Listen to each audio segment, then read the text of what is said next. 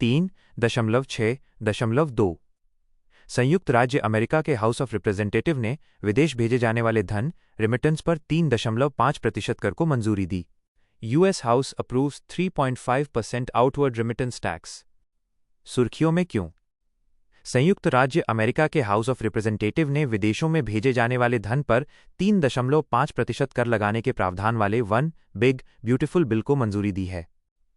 विदेशों के अंतरण पर उत्पाद शुल्क नामक यह नया प्रस्तावित प्रावधान 1 जनवरी 2026 से लागू होगा। विप्रेषण रिमिटेंस के बारे में परिभाषा: किसी अन्य देश में काम करने वाले लोगों द्वारा अपने गृह देश में धन के अंतरण को विप्रेषण कहा जाता है। 2023 में प्रवासी कामगारों द्वारा अपने गृह देशों को भेजी गई कुल विप्रेषण राशि लगभग 656 बिलियन अमेरिकी डॉलर थी। 2024 में भारत को कुल वैश्विक विप्रेषण का 14.3% हिस्सा प्राप्त हुआ था। ये अब तक भारत द्वारा प्राप्त की गई सबसे अधिक हिस्सेदारी है। विधेयक के मुख्य प्रावधानों पर एक नज़र। विप्रेषण कर उत्पाद शुल्क केवल गैर अमेरिकी नागरिकों पर लगाया जाएगा, जबकि अमेरिकी नागरिकों को इससे छूट दी गई है। इससे प्रभावित लोगों में वीजा धारक, H-1B और F-1 ग्रीन कार्ड धारक आदि शामिल होंगे। इस विधेयक में विप्रेषण के बाहिर्गमन पर लगने वाले कर को 5% से घटाकर 3.5% करने का प्रावधान किया गया है। विप्रेषण के अंतरण पर उत्पाद शुल्क का प्रभाव। वैश्विक आर्थिक प्रभाव। अल सल्वाडोर, मैक्सिको, भारत जैसे देश जो अमेरिकी विप्रेषण से सबसे अधिक लाभ प्राप्त करते हैं, उन्हें आर्थिक नुकसान का सामना करना पड़ सकता है। यह विधेयक विदेशी कामगारों को अमेरिका में संपत्ति या रोजगार बनाए रखने से भी हतोत्साहित कर सकता है। भारत में विप्रेषण के अंतर्वाह में कमी। संयुक्त राज्य अमेरिका भारत के लिए विप्रेषण का सबसे बड़ा स्रोत है। इससे 2023-24 में कुल विप्रेषण प्रवाह में 32.9 बिलियन अमेरिकी डॉलर का योगदान किया गया था। विप्रेषण कर लगने से अमेरिका में भारतीयों द्वारा कुछ धन को गुप्त या ब्लैक मार्केट में अंतरण किया जा सकता है, ताकि इस नए प्रावधान से बचा जा सके। संबंधित सुर्खियां। उदारीकृत विप्रेषण योजना LRS। आरबीआई के अनुसार वित्त वर्ष 2025 में उदारीकृत विप्रेषण योजना LRS के तहत विप्रेषण पिछले 5 वर्षों के निम्नतम स्तर 2.92 बिलियन अमेरिकी डॉलर पर आ गया है। यह खर्च गतिविधि में कमी का संकेत देता है। उदारीकृत विप्रेषण योजना LRS के बारे में उत्पत्ति: भारतीय रिजर्व बैंक द्वारा 2004 में इसकी शुरुआत की गई थी। लाभ: सभी भारतीय निवासी व्यक्ति, नाबालिग सहित को किसी भी अनुमेय चालू या पूंजीगत खाते के लेन देन या दोनों के संयोजन के लिए प्रति वित्तीय वर्ष $250,000 तक की राशि विदेश भेजने की अनुमति है। इसके तहत विप्रेषण की आवृत्ति पर कोई प्रतिबंध नहीं है। यह योजना कॉर्पोरेट्स, साझेदारी फर्मों, हिंदू अविभाजित परिवार HUF ट्रस्ट आदि के लिए उपलब्ध नहीं है। 3.6.3 वैकल्पिक निवेश कोष ऑल्टरनेटिव इन्वेस्टमेंट फंड्स AIFs। हाल ही में भारतीय रिजर्व बैंक RBI ने वैकल्पिक निवेश कोष AIF में निवेश के नियमों में संशोधन किया। वैकल्पिक निवेश कोष AIF के बारे में ये भारत में पंजीकृत फंड आधारित संस्था है जो निजी रूप से निवेश जुटाती है। यह अपने निवेशकों के लाभ के लिए निर्धारित निवेश नीति के अनुसार निवेश करने हेतु भारतीय या विदेशी अनुभवी निवेशकों से फंड एकत्रित करती है। ये संस्थाएं भारतीय प्रतिभूति और विनिमय बोर्ड सेबी द्वारा सेबी वैकल्पिक निवेश कोष विनियम 2012 के अनुसार विनियमित होती हैं। AIF की 3 प्रमुख श्रेणियां। श्रेणी I। ये स्टार्टअप, सोशल वेंचर, लघु और मध्यम उद्यम SME आदि में निवेश करते हैं। उदाहरण: venture capital fund, SME fund आदि।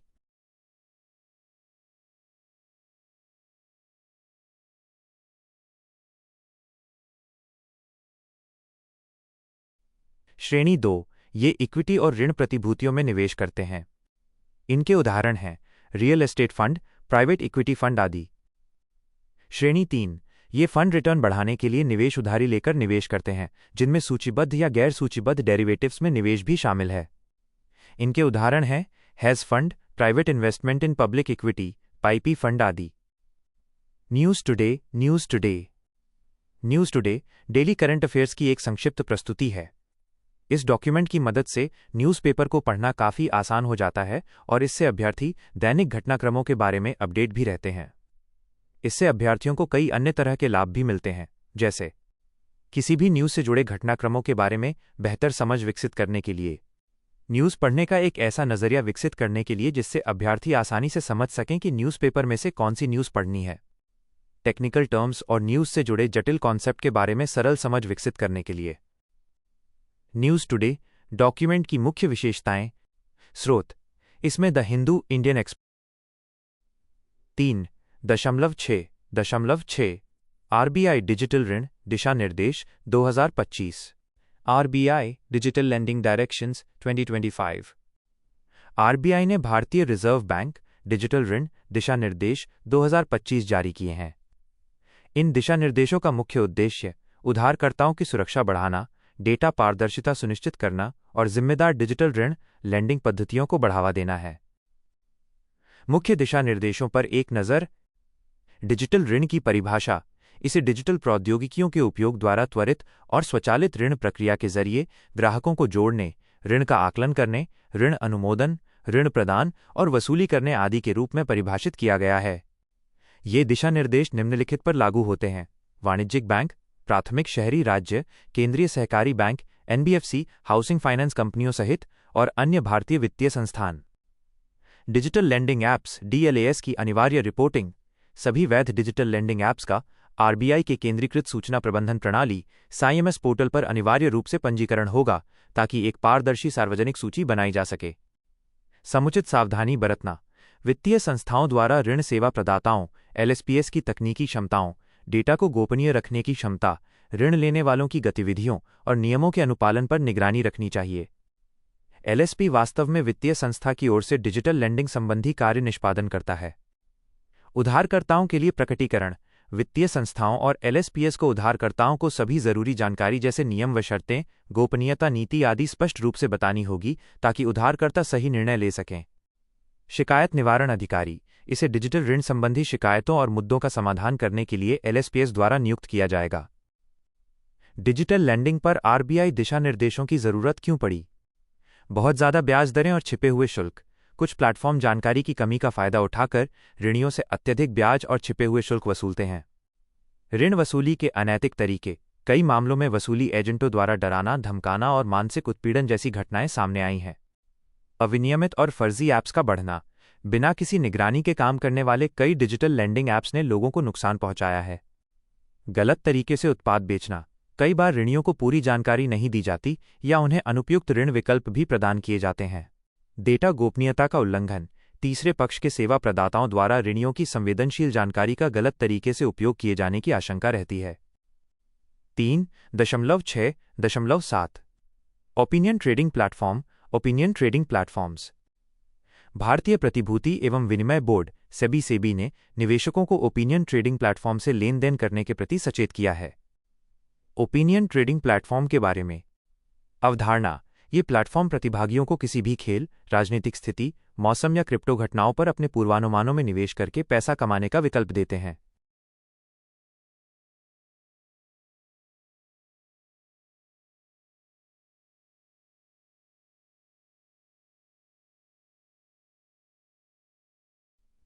तीन 6.6 आरबीआई डिजिटल ऋण दिशा निर्देश 2025। RBI digital lending directions 2025।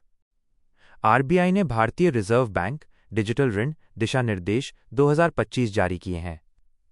इन दिशा निर्देशों का मुख्य उद्देश्य उधारकर्ताओं की सुरक्षा बढ़ाना, डेटा पारदर्शिता सुनिश्चित करना और जिम्मेदार डिजिटल ऋण लेंडिंग पद्धतियों को बढ़ावा देना है। मुख्य दिशा निर्देशों पर एक नज़र। डिजिटल ऋण की परिभाषा। इसे डिजिटल प्रौद्योगिकियों के उपयोग द्वारा त्वरित और स्वचालित ऋण प्रक्रिया के जरिए ग्राहकों को जोड़ने, ऋण का आकलन करने, ऋण अनुमोदन, ऋण प्रदान और वसूली करने आदि के रूप में परिभाषित किया गया है। ये दिशा निर्देश निम्नलिखित पर लागू होते हैं: वाणिज्यिक बैंक, प्राथमिक शहरी राज्य केंद्रीय सहकारी बैंक, एनबीएफसी, हाउसिंग फाइनेंस कंपनियों सहित और अन्य भारतीय वित्तीय संस्थान।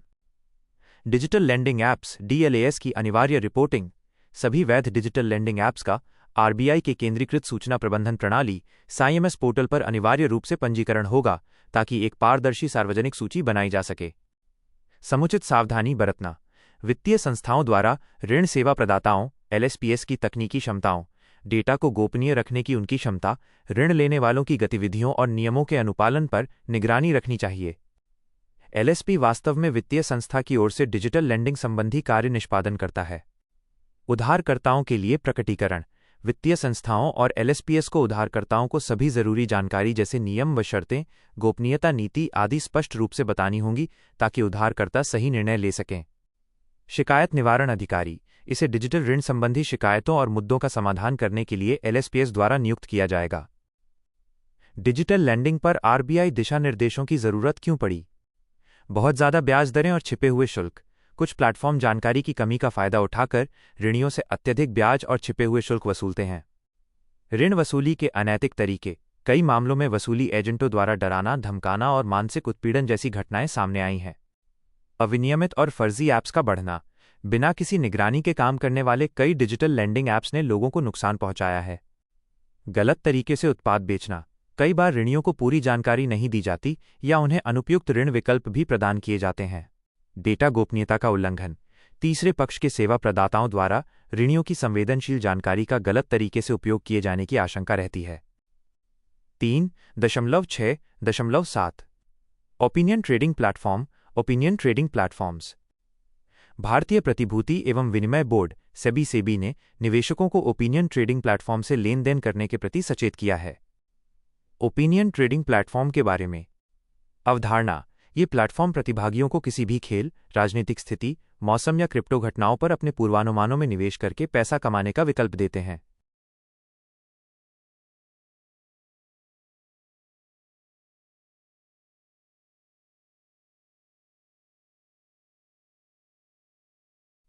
तीन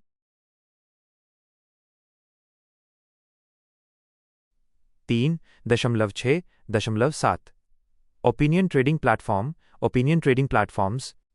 प्रतिभागी अपने पूर्वानुमानों के आधार पर किसी भी घटना पर दांव लगा सकते हैं। यदि पूर्वानुमान सही निकलता है तो प्रतिभागी को धन मिलता है तथा यदि पूर्वानुमान गलत होता है तो उसे हार का सामना करना पड़ता है। कानूनी स्थिति। यह सेबी द्वारा विनियमित नहीं है क्योंकि इसमें तहत जिन वस्तुओं का कारोबार किया जा रहा है वे भारतीय कानून के तहत प्रतिभूतियों के रूप में वर्गीकृत नहीं हैं। अर्थव्यवस्था। इन प्लेटफॉर्मों में 5 करोड़ से अधिक लोगों के उपयोगकर्ता आधार के साथ प्रतिवर्ष 50,000 करोड़ रुपए से अधिक का लेन देन दर्ज किया गया है। 3.6.8 भारत ने अब तक का सर्वाधिक निर्यात हासिल किया। India achieves highest ever exports. भारतीय रिजर्व बैंक आरबीआई के अनुसार भारत का कुल निर्यात वस्तु जोड़ सेवाएं 2024-25 में $824.9 बिलियन तक पहुंच गया है। ये 2023-24 के $778.1 बिलियन से 6.01% अधिक है। यह उपलब्धि लाल सागर संकट, यूक्रेन युद्ध, पनामा नहर में सूखा, गैर टैरिफ उपायों में वृद्धि, ऊर्जा की बढ़ती कीमतों आदि के कारण व्यापार में व्यवधानों से उत्पन्न वैश्विक स्तर पर आर्थिक गिरावट के बावजूद हासिल की गई है। इससे संबंधित मुख्य आंकड़े और रुझान। वस्तु का निर्यात। यह 2023-24 में $437.1 बिलियन अमेरिकी डॉलर से कुछ बढ़कर $437.4 बिलियन अमेरिकी डॉलर हो गया है। सेवा का निर्यात। यह 2024-25 में $387.5 बिलियन अमेरिकी डॉलर के ऐतिहासिक उच्च स्तर पर पहुंच गया है। यह 2023-24 के $341.1 बिलियन अमेरिकी डॉलर की तुलना में 13.6% अधिक है। प्रमुख क्षेत्रों में दूरसंचार, कंप्यूटर और सूचना सेवाएं, परिवहन, यात्रा और वित्तीय सेवाएं शामिल हैं। निर्यात वृद्धि में बढ़ोतरी करने वाले कारक। नीतिगत प्रोत्साहन। सरकार की नई विदेशी व्यापार नीति, क्षेत्र विशिष्ट योजनाओं, व्यापार हेतु सुविधा, district and export hub initiative और एमएसएमईएस को समर्थन के माध्यम से निर्यात को बढ़ावा दिया गया। निर्यात बाजारों का विविधीकरण। दक्षिण पूर्व एशिया, अफ्रीका और लैटिन अमेरिका से बढ़ती मांग ने वैश्विक स्तर पर आर्थिक गिरावट के बावजूद भारत के निर्यात को बढ़ाया। व्यापार समझौते। विशेष रूप से सेवाओं और इलेक्ट्रॉनिक्स के लिए नए द्विपक्षीय और बहुपक्षीय समझौते किए गए हैं तथा बाजार को खोला गया और बाधाओं को कम किया गया है, जैसे भारत यूएई व्यापक आर्थिक साझेदारी समझौता सीपा। आपूर्ति श्रृंखला का पुनर्निर्माण। चीन+1 रणनीति में भारत एक विश्वसनीय विकल्प बन गया है जो वैश्विक प्रमुख कंपनियों को आकर्षित कर रहा है।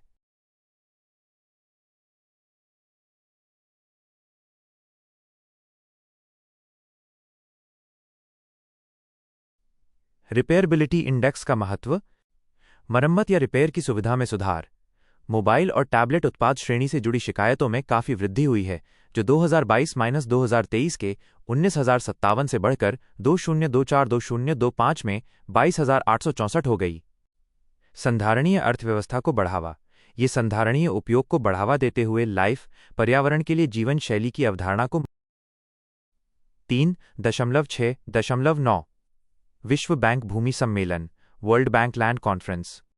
भारत ने विश्व बैंक भूमि सम्मेलन 2025 में कंट्री चैंपियन की भूमिका धारण की। इस सम्मेलन के दौरान समावेशी व प्रौद्योगिकी संचालित ग्रामीण गवर्नेंस के मॉडल के रूप में भारत की भूमि प्रबंधन संबंधी प्रमुख पहलों की ओर विश्व का ध्यान आकर्षित किया गया, जैसे स्वामित्व योजना और ग्राम मानचित्र प्लेटफॉर्म। स्वामित्व योजना ने 68,000 वर्ग किलोमीटर का सर्वेक्षण और 1.16 ट्रिलियन रुपए मूल्य की भूमि का मुद्रीकरण किया है। इस उपलब्धि के साथ ये वैश्विक स्तर पर समावेशी आर्थिक रूपांतरण के लिए एक स्केलेबल मॉडल के रूप में सामने आई है। स्वामित्व योजना का उद्देश्य ड्रोन प्रौद्योगिकी के उपयोग के जरिए भूखंडों का मानचित्रण करके ग्रामीण क्षेत्रों में संपत्ति के स्पष्ट स्वामित्व की स्थापना करना। क्लाइमेट रेजिलियंस अवसंरचना के नियोजन और योजनाओं के अभिसरण को बढ़ावा देने में ग्राम मानचित्र प्लेटफॉर्म की भूमिका को ग्लोबल साउथ के संदर्भ में काफी लाभकारी और एक उपयोगी मॉडल माना गया। ग्राम मानचित्र यह एक भूस्थानिक प्लानिंग प्लेटफॉर्म है जो ग्राम पंचायतों को डेटा संचालित व स्थानीयकृत विकास योजनाएं तैयार करने में सक्षम बनाता है। कुशल भूमि प्रबंधन प्रणाली और आर्थिक समृद्धि। नौकरियां और विकास, संपत्ति तक सुव्यवस्थित पहुंच से उद्यमशीलता का विस्तार, धन का पुनर्वितरण और वैकल्पिक आजीविका की सुविधा मिलती है। निजी पूंजी, पंजीकृत संपत्ति संबंधी अधिकार भूस्वामियों को भूमि को जमानत के रूप में रखने हेतु सक्षम बनाते हैं, जिससे निजी ऋण और निवेश के अवसरों को बढ़ावा मिलता है। अवसंरचना, वित्त पोषण, संपत्ति कर सार्वजनिक सेवाओं और अवसंरचना के लिए विश्वसनीय सरकारी राजस्व उत्पन्न करता है। निम्न आय वाले देशों में भूमि और संपत्ति कर जीडीपी में मात्र 0.6% का योगदान करते हैं, जबकि औद्योगिक देशों में यह आंकड़ा 2.2% है। शहरी प्रबंधन, इससे शहरों के विकास की योजना बनाने, सार्वजनिक स्थानों की सुरक्षा करने, विकास के अवसरों की पहचान करने और आपदा जोखिमों का प्रबंधन करने में सहायता मिलती है। खाद्य सुरक्षा, इससे भूमि पर महिलाओं के स्वामित्व में सुधार द्वारा कृषि उत्पादन में 4% की वृद्धि हो सकती है। 3.6.10 रिपेयरबिलिटी इंडेक्स रिपेयरेबिलिटी इंडेक्स। रिपेयरबिलिटी इंडेक्स RI के लिए फ्रेमवर्क तैयार करने हेतु भारत ब्रांड की अध्यक्षता में गठित समिति ने उपभोक्ता मामलों के विभाग DOCA को अपनी रिपोर्ट सौंप दी। रिपेयरबिलिटी इंडेक्स के लिए फ्रेमवर्क के बारे में समिति की सिफारिशें। ओरिजिनल इक्विपमेंट मैन्युफैक्चरर्स OEMs को फ्रेमवर्क में दिए गए स्कोरिंग मानदंडों के आधार पर रिपेयरबिलिटी इंडेक्स संबंधी स्वघोषणा करना अनिवार्य है। रिपेयरबिलिटी इंडेक्स को बिक्री, खरीद केंद्रों, ई-कॉमर्स प्लेटफॉर्म्स तथा पैकेज्ड उत्पाद पर QR कोड के रूप में प्रदर्शित किया जाना चाहिए। रिपेयरबिलिटी इंडेक्स के प्रारंभिक चरण के लिए स्मार्टफोन और टैबलेट को प्राथमिकता श्रेणी के रूप में चुना गया है। रिपेयरबिलिटी इंडेक्स का आकलन 6 मुख्य मानकों पर किया जाएगा। इन्फोग्राफिक देखें। प्रत्येक मानदंड के लिए स्कोरिंग मानदंड और सारांश विकसित किए गए हैं। उत्पाद के प्राथमिक भागों या प्रायोरिटी पार्ट्स के भारांश को जोड़ने के बाद 5 बिंदु वाले न्यूमेरिक स्केल पर रिपेयरबिलिटी इंडेक्स निकाला जाता है। रिपेयरबिलिटी इंडेक्स के घटक इन्फोग्राफिक में दिए गए। टूल्स, डिसअसेंबली स्टेप, मरम्मत संबंधी जानकारी, स्पेयर पार्ट्स की उपलब्धता, फास्टनर्स, सॉफ्टवेयर अपडेट।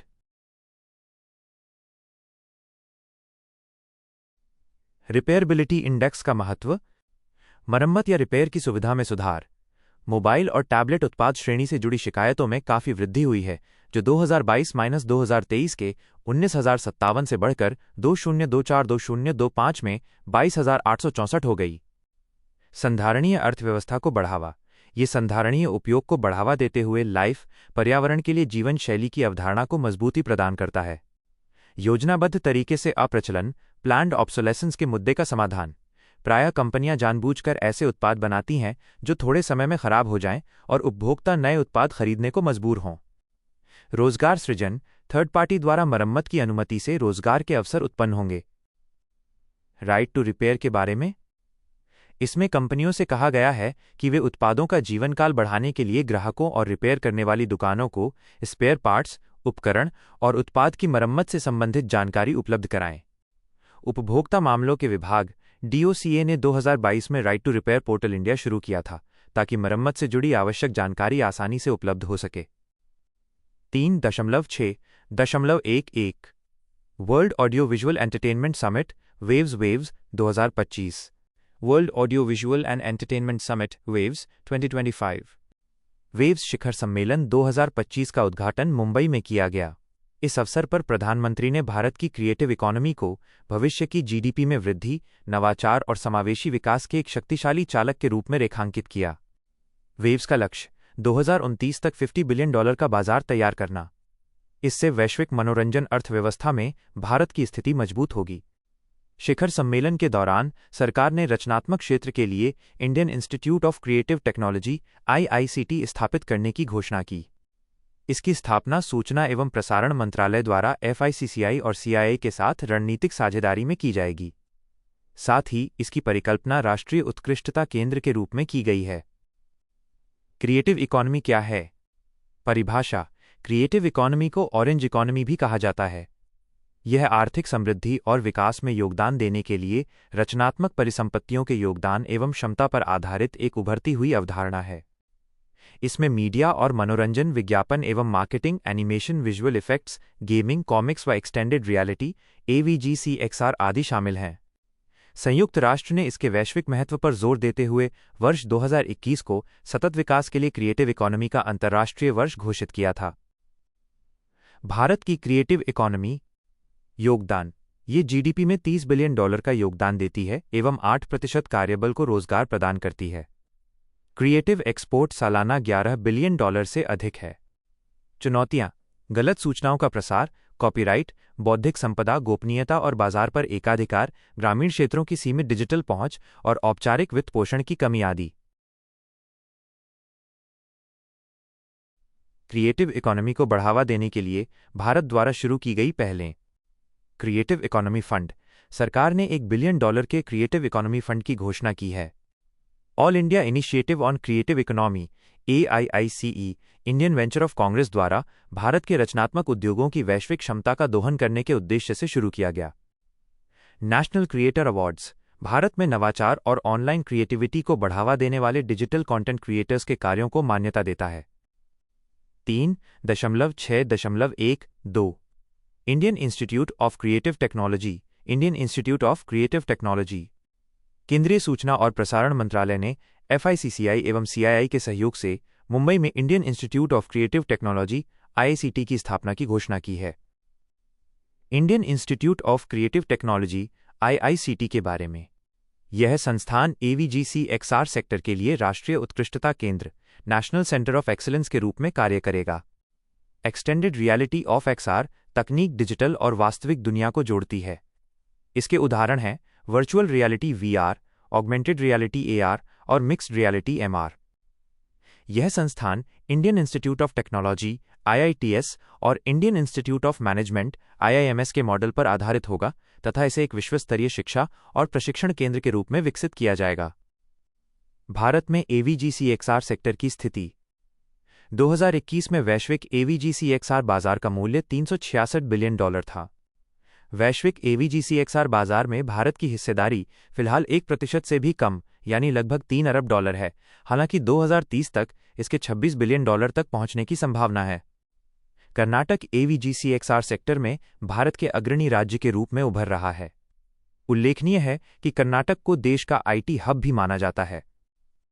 भारत में AVG CXR सेक्टर के विकास के प्रमुख कारण: OTT यूजर्स की संख्या में वृद्धि: 2024 में भारत के 547 मिलियन लोग यानी देश की 38.4% आबादी OTT से जुड़ी हुई थी।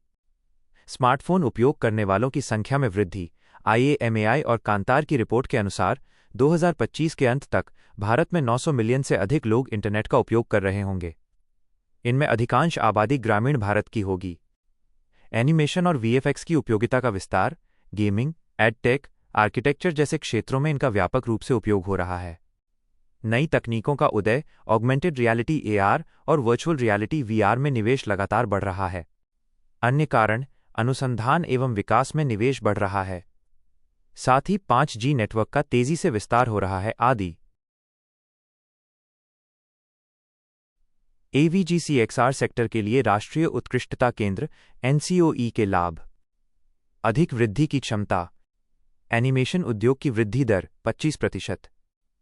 अनुमानित मूल्य वैल्यू 46 बिलियन रुपए 2023 FICCIEY रिपोर्ट 2023 के अनुसार। स्वदेशी बौद्धिक संपदा आईपी का सृजन, देश में उपयोग और विश्व में विस्तार के लिए भारत की डिजिटल क्रिएटिव इकोनॉमी को समर्थन प्रदान करना। रोजगार के अवसर 5 लाख नई नौकरियां। शिक्षा, कौशल, औद्योगिक विकास और रोजगार पर एकीकृत तरीके से ध्यान। भारत के सॉफ्ट पावर का विस्तार, अत्याधुनिक कौशल का प्रशिक्षण, देश की समृद्ध सांस्कृतिक परंपरा का आधुनिक प्रौद्योगिकियों के साथ समन्वय। स्मार्ट क्विज, विषय की समझ और अवधारणाओं के स्मरण। 4. सुरक्षा सिक्योरिटी 4.1 भारत का नया सुरक्षा सिद्धांत, इंडियाज न्यू सिक्योरिटी डॉक्ट्रिन। सुर्खियों में क्यों? ऑपरेशन सिंदूर की सफलता के बाद राष्ट्र को संबोधित करते हुए भारत के प्रधानमंत्री ने भारत के नए सुरक्षा सिद्धांत की रूपरेखा प्रस्तुत की। ये सिद्धांत आतंकवाद के खिलाफ भारत के नजरिए में एक व्यापक बदलाव को दर्शाता है। भारत के सुरक्षा सिद्धांत में प्रमुख बदलाव। ऑपरेशन सिंदूर भारत के राष्ट्रीय सुरक्षा सिद्धांत में निर्णायक बदलाव का सूचक है। नया सुरक्षा सिद्धांत निम्नलिखित 3 मुख्य स्तंभों पर आधारित है। स्तंभ निर्णायक प्रतिशोध। विवरण, भारत पर हुए किसी भी आतंकवादी हमले का मजबूती और निर्णायक जवाब दिया जाएगा। इसमें समय व अपनी शर्तों पर जवाबी कार्रवाई की जाएगी और आतंकवाद के मूल ठिकानों को निशाना बनाकर हमला किया जाएगा। उदाहरण के लिए, भारत ने पाकिस्तान और पाकिस्तान अधिकृत जम्मू कश्मीर POJK में लश्कर-ए-तैयबा एवं जैश-ए-मोहम्मद के मुख्यालय सहित 9 प्रमुख आतंकवादी ठिकानों पर हमला किया था। बदलाव और महत्व। भारत ने निर्णय लिया कि किसी भी बड़े आतंकवादी हमले को रोकने के लिए जरूरी कार्रवाई अपनी सीमा के पार भी की जा सकती है। इससे आतंकवाद का समर्थन करने वाले पक्ष को भी व्यापक आर्थिक व सैन्य हानि का सामना करना पड़ेगा। स्तंभ परमाणु हमले की धमकी के प्रति जीरो टॉलरेंस। विवरण, भारत परमाणु हमले की धमकियों से डरने वाला नहीं है। इस बहाने आश्रय लेने वाले आतंकी ठिकानों पर सटीक और निर्णायक हमले किए जाएंगे। उदाहरण के लिए, जब रूस में तैनात पाकिस्तान के राजदूत ने चेतावनी दी कि यदि भारत द्वारा हमला किया गया या सिंधु नदी के जल प्रवाह में बाधा उत्पन्न की गई तो इस्लामाबाद अपने सभी सैन्य शस्त्रागार, जिसमें परमाणु हथियार भी शामिल हैं, का उपयोग कर सकता है। उस समय भी भारत अपने रुख पर अडिग रहा था। बदलाव और महत्व। ये सिद्धांत स्पष्ट करता है कि भारत की आतंकवाद के खिलाफ नीति को परमाणु हमले की धमकियां नहीं रोक सकती। यह भारत की पहले की संयमपूर्ण नीति से पूर्णतः भिन्न है। स्तंभ आतंकवाद के समर्थकों और आतंकवादियों के बीच कोई भेद नहीं किया जाएगा। विवरण, भारत आतंकवादियों और उन्हें आश्रय देने वाली सरकारों को एक ही नजरिए से देखेगा। उदाहरण के लिए, ऑपरेशन सिंदूर ने पारंपरिक मानकों को तोड़ते हुए पाकिस्तान के मुख्य भूमि के स्थानों जैसे पंजाब प्रांत और बहावलपुर जैसे सामरिक क्षेत्रों को निशाना बनाया था। इस प्रकार आतंकवादियों व उन्हें समर्थन देने वाले राज्य प्रायोजकों को वैध लक्ष्य माना गया। बदलाव और महत्व। इस सिद्धांत के अनुसार राज्य प्रायोजित आतंकवाद को राज्य द्वारा छेड़े गए युद्ध के समान माना जाएगा। इस गतिविधि को उस देश द्वारा अपने प्रॉक्सी एजेंटों के माध्यम से अंजाम दिया गया युद्ध समझा जाएगा। इसका उद्देश्य राज्य प्रायोजित आतंकवाद, स्टेट स्पॉन्सर्ड टेररिज्म को समाप्त करना है, जो वैश्विक शांति और सुरक्षा के लिए गंभीर खतरा है।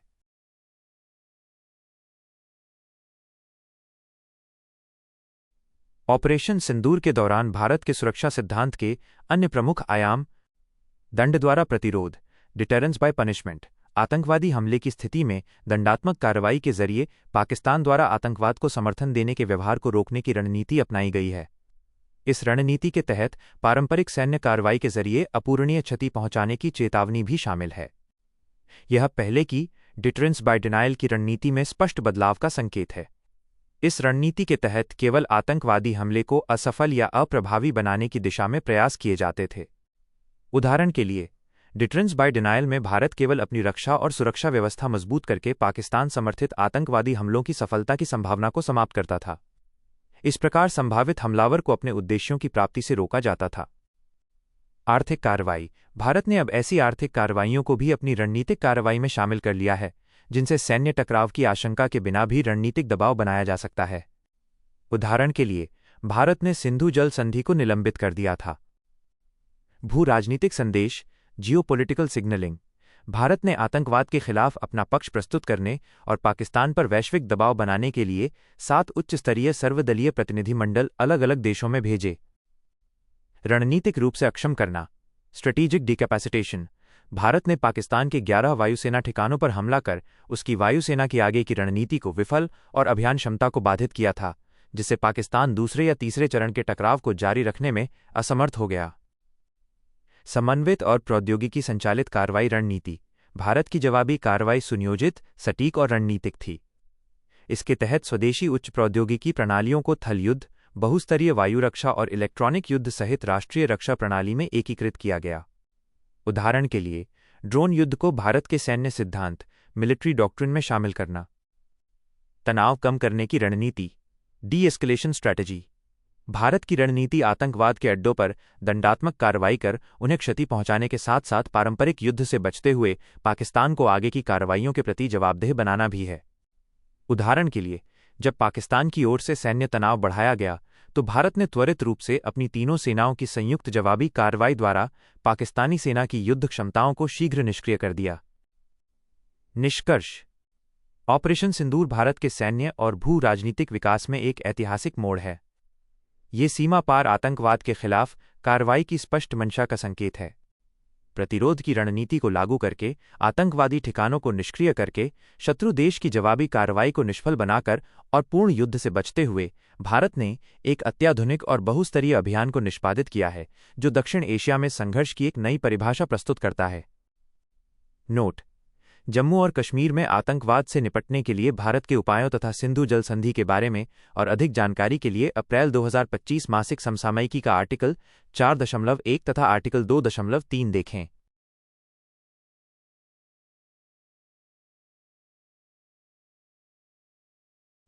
चार दशमलव दो रक्षा प्रौद्योगिकी और operation Sindoor, defence technology and operation Sindoor. सुर्खियों में क्यों? ऑपरेशन सिंदूर के तहत भारत ने अपनी हवाई क्षेत्र क्षमताओं के माध्यम से सैन्य अभियानों में तकनीकी श्रेष्ठता को प्रदर्शित किया। ऑपरेशन सिंदूर को सक्षम बनाने वाली प्रमुख रक्षा प्रौद्योगिकियां: भारत की हवाई क्षेत्र निगरानी प्रणाली, भारतीय वायुसेना की एकीकृत वायु कमान और नियंत्रण प्रणाली IACCS। विवरण: यह एक स्वचालित कमांड और कंट्रोल प्रणाली है जो सभी वायु रक्षा परिसंपत्तियों जैसे भूमि आधारित रडार, हवाई सेंसर, सिविल रडार और संचार तंत्र से प्राप्त डेटा को एकीकृत करती है। यह वायु अभियानों के दौरान युद्ध क्षेत्र की पूरी तस्वीर और वहां की स्थिति के बारे में सटीक जानकारी प्रदान करती है।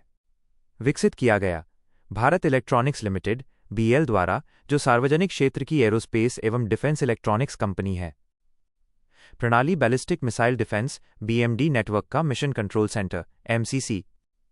विवरण: यह 500 किलोमीटर से अधिक की रेंज वाले long range tracking radar LTR के नेटवर्क के माध्यम से भारतीय हवाई क्षेत्र की लगातार निगरानी करता है। इस नेटवर्क में स्वॉर्डफिश रडार शामिल हैं। यह निम्नलिखित स्रोतों से डेटा प्राप्त करता है: भारतीय वायुसेना और राष्ट्रीय तकनीकी अनुसंधान संगठन NTRO के ELM 2090 एरो सिस्टम से डेटा प्राप्त करना। यह सिस्टम लंबी दूरी तक खोज अभियान कर सकते हैं और वस्तुओं का पता लगा सकते हैं।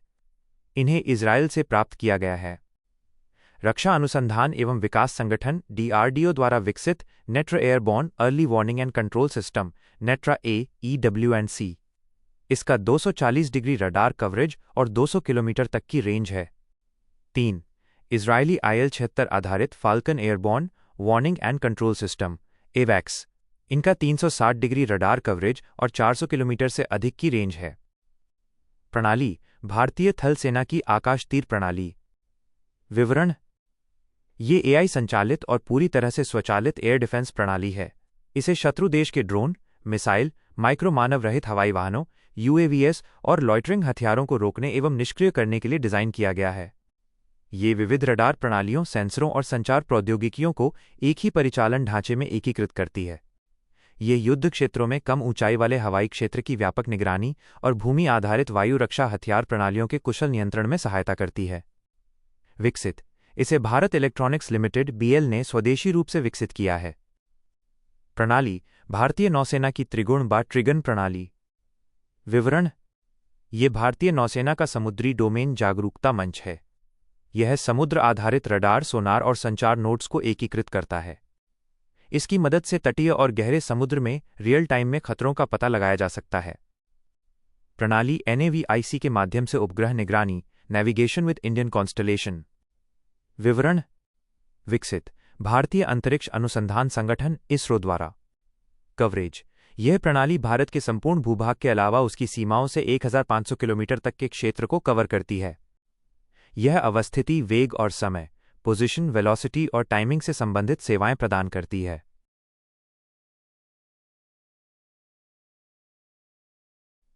NAVIC प्रणाली का संरचनात्मक विवरण। इसमें 7 सैटेलाइट्स और 24x7 संचालित होने वाले ग्राउंड स्टेशनों का एक नेटवर्क शामिल है। 3 सैटेलाइट्स भूस्थैतिक कक्षा जियो स्टेशनरी ऑर्बिट में तथा 4 झुकाव युक्त भूतुल्यकालिक कक्षा जियो सिंक्रोनस ऑर्बिट में स्थापित हैं। ये satellites dual band signal L5 और S बैंड से लैस हैं। L5 सिग्नल सैन्य उपयोग के लिए एन्क्रिप्टेड है। भारत की बहुस्तरीय वायु रक्षा प्रणाली। भारत की वायु रक्षा प्रणाली 4 परतों से बनी है। इन्फोग्राफिक देखें। पहला स्तर काउंटर ड्रोन और man portable air defence system ANPADS। दूसरा स्तर पॉइंट एयर डिफेंस और कम दूरी की सतह से हवा में मार करने वाली मिसाइलें। तीसरा स्तर मध्यम दूरी की सतह से हवा में मार करने वाली मिसाइलें। चौथा स्तर लंबी दूरी की सतह से हवा में मार करने वाली मिसाइलें। प्रत्येक परत के मुख्य घटक। पहली परत अत्यंत कम दूरी drone detect, deter and destroy D4 anti drone system. विकसित DRDO द्वारा विकसित और भारत इलेक्ट्रॉनिक्स लिमिटेड BL द्वारा निर्मित। यह दोहरी परत वाली किल मैकेनिज्म नष्ट करने की प्रणाली से लैस है। Hard kill laser directed energy weapon system, लेजर निर्देशित ऊर्जा हथियार प्रणाली। Hollow circle soft kill drone communication channel radio frequency RF interception and jamming GPS jamming by spoofing system. अन्य विशेषताएं रडार सिस्टम ड्रोन का पता लगाना और tracking. Charge couple device CCD infrared camera drone लक्ष्य का पता लगाने और ट्रैकिंग के लिए। Command and control centre C3 पूरे सिस्टम के लिए पावर सोर्स के साथ। Man portable air defence system MANPADS। ये सतह से हवा में मार करने वाली मिसाइलें हैं। इन्हें एक अकेला व्यक्ति ले जा सकता है और दाग सकता है, या एक दल के रूप में एक से अधिक व्यक्ति ले जा सकते हैं और दाग सकते हैं। भारत ने रूसी MANPADS खरीदे हैं। इनमें इग्ला M और इसका अधिक उन्नत संस्करण इग्ला S शामिल हैं। शिल्का सिस्टम ZSU-23-4। यह एक स्वचालित और रडार गाइडेड एंटी एयरक्राफ्ट हथियार प्रणाली SPAAG है। ये ट्रैक चेसिस पर लगी होती है। यह रूसी मूल की mobile air defence fire control प्रणाली है। इसे भूमि पर तैनात सैनिकों और सशस्त्र वाहनों को हवाई हमलों से बचाने के लिए डिज़ाइन किया गया है। इसमें तीसरी पीढ़ी की इलेक्ट्रो ऑप्टिकल प्रणाली, phased array 3D tracking radar और सटीक नेविगेशन प्रणाली है, जो दिन या रात हर समय किसी भी हवाई हमले से 360 डिग्री सुरक्षा प्रदान करती है। ZU-23MM प्रणाली। इसका संवर्धित डिज़ाइन है। ये ट्विन बैरल वाली एंटी एयरक्राफ्ट गन है। इसमें 23 मिलीमीटर ऑटो कैनन लगी होती हैं। हवाई लक्ष्यों के लिए इसकी प्रभावी रेंज 2.5 किलोमीटर है और ज़मीनी लक्ष्यों के लिए लगभग 2 किलोमीटर है।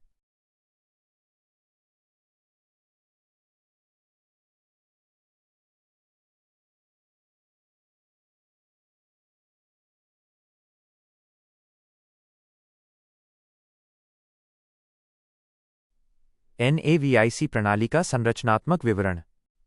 इसमें 7 सैटेलाइट्स और 24x7 संचालित होने वाले ground station. L-70 anti aircraft gun. ये 40 मिलीमीटर की एक तोप है। इसमें radar, electro optical sensor, auto tracking system सहित कई विशेषताएं हैं। स्वीडन की बोफोर्स कंपनी द्वारा विकसित और भारत में निर्मित। 4 किलोमीटर तक की रेंज के साथ प्रति मिनट 240-330 राउंड फायर करने में सक्षम। दूसरी परत कम दूरी आकाश। यह कम दूरी की सतह से हवा में मार करने वाली मिसाइल SRSAM प्रणाली है। इसे महत्वपूर्ण जगहों और क्षेत्रों को हवाई हमलों से सुरक्षा प्रदान करने के लिए डिज़ाइन किया गया है। विकसित DRDO द्वारा। वर्तमान में ये प्रणाली भारतीय वायुसेना IAF और भारतीय थल सेना में सेवा में है। मुख्य विशेषताएं। Interception range 30-35 kilometre. 2016 में सरकार ने इसकी अगली पीढ़ी की प्रणाली आकाश नेक्स्ट जनरेशन आकाश एनजी के विकास को मंजूरी दी, जिसकी रेंज 70 किलोमीटर तक बढ़ाई गई है। यह 18 किलोमीटर तक की ऊंचाई पर लक्ष्यों को भेद सकती है। यह एक साथ कई लक्ष्यों को समूह मोड या स्वतंत्र मोड में निशाना बना सकती है।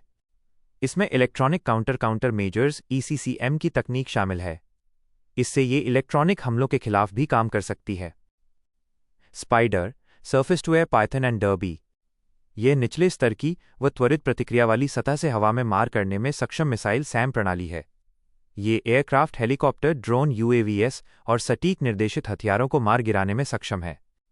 विकसित इजरायल द्वारा। मुख्य विशेषताएं। यह 2 प्रकार की इंटरसेप्टर मिसाइल पाइथन 5 और डर्बी लगाती है। भारत ने 18 स्पाइडर मार मीडियम रेंज प्रणालियां खरीदी हैं। इनकी मारक क्षमता 35 किलोमीटर है। ये 16 से 20 किलोमीटर की ऊंचाई पर उड़ रहे लक्ष्यों को भेद सकती हैं। रूसी सोवियत सिस्टम S-125 पैंचोरा 9 के 3-3 उसा एके और 2 के 1-2 क्यूब क्वाड्राट। तीसरी परत मध्यम दूरी बराक -8 मिसाइल रक्षा प्रणाली। सहविकसित। भारत और इजरायल के बीच एक अंतर सरकारी समझौते के तहत DRDO और इजरायल एरोस्पेस इंडस्ट्रीज IAI द्वारा संयुक्त रूप से विकसित। ये प्रणाली 2 संस्करणों में उपलब्ध है। नौसैनिक आधारित लंबी दूरी की सतह से हवा में मार करने वाली मिसाइल LRSAM प्रणाली इसकी रेंज 100 किलोमीटर तक है। मध्यम दूरी की सतह से हवा में मार करने वाली मिसाइल OMMRSAM प्रणाली इसकी रेंज 70 किलोमीटर तक है।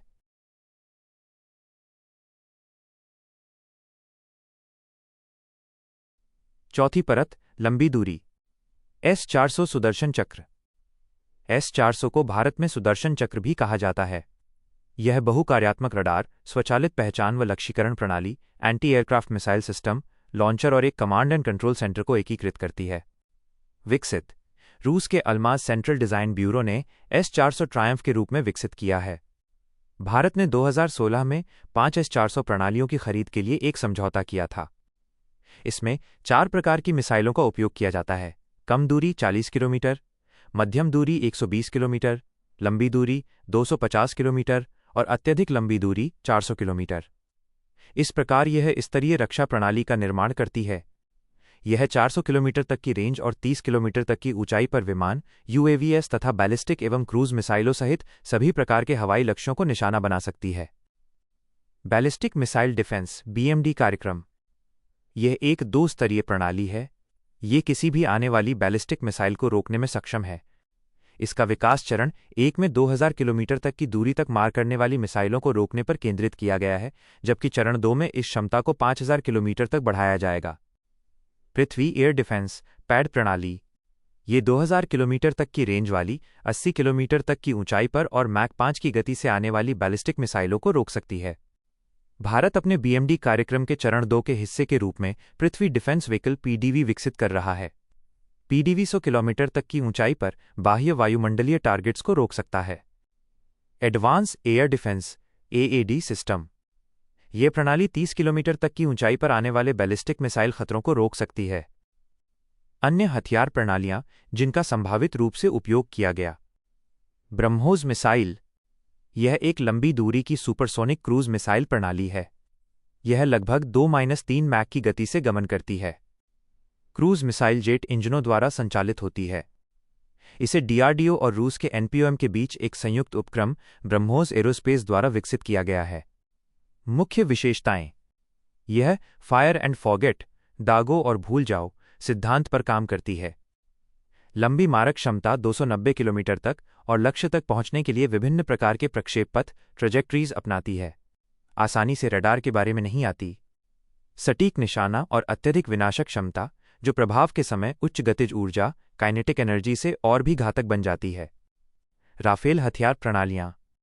राफेल लड़ाकू विमान जेट अत्याधुनिक हथियारों से लैस होते हैं और सटीक हमलों के लिए उपयोग किए जाते हैं। इन विमानों को फ्रांसीसी कंपनी डसॉल्ट एविएशन ने बनाया है।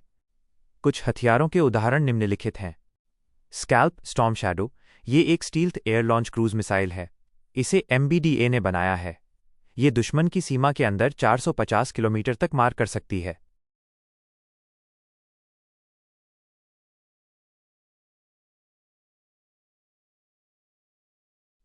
चौथी परत, लंबी दूरी। S-400 सुदर्शन चक्र। S-400 को भारत में सुदर्शन चक्र भी कहा जाता है। यह बहुकार्यात्मक रडार, स्वचालित पहचान व लक्ष्यीकरण प्रणाली, anti aircraft missile system, launcher और एक कमांड एंड कंट्रोल सेंटर को एकीकृत करती है। विकसित। रूस के अल्माज सेंट्रल डिजाइन ब्यूरो ने S-400 ट्रायम्फ के रूप में विकसित किया है। भारत ने 2016 में 5 S-400 प्रणालियों की खरीद के लिए एक समझौता किया था। इसमें 4 प्रकार की मिसाइलों का उपयोग किया जाता है: कम दूरी 40 किलोमीटर, मध्यम दूरी 120 किलोमीटर, लंबी दूरी 250 किलोमीटर और अत्यधिक लंबी दूरी 400 किलोमीटर। इस प्रकार यह स्तरीय रक्षा का निर्माण करती है। ये 400 किलोमीटर तक की रेंज और 30 किलोमीटर तक की ऊंचाई पर विमान, UAVs तथा बैलिस्टिक एवं क्रूज मिसाइल सहित सभी प्रकार के हवाई लक्ष्यों को निशाना बना सकती है। बैलिस्टिक मिसाइल डिफेंस BMD कार्यक्रम। यह एक 2 स्तरीय प्रणाली है। ये किसी भी आने वाली बैलिस्टिक मिसाइल को रोकने में सक्षम है। इसके विकास चरण 1 में 2000 किलोमीटर तक की दूरी तक मार करने वाली मिसाइलों को रोकने पर ध्यान केंद्रित किया गया है, जबकि चरण 2 में इस क्षमता को 5000 किलोमीटर तक बढ़ाया जाएगा।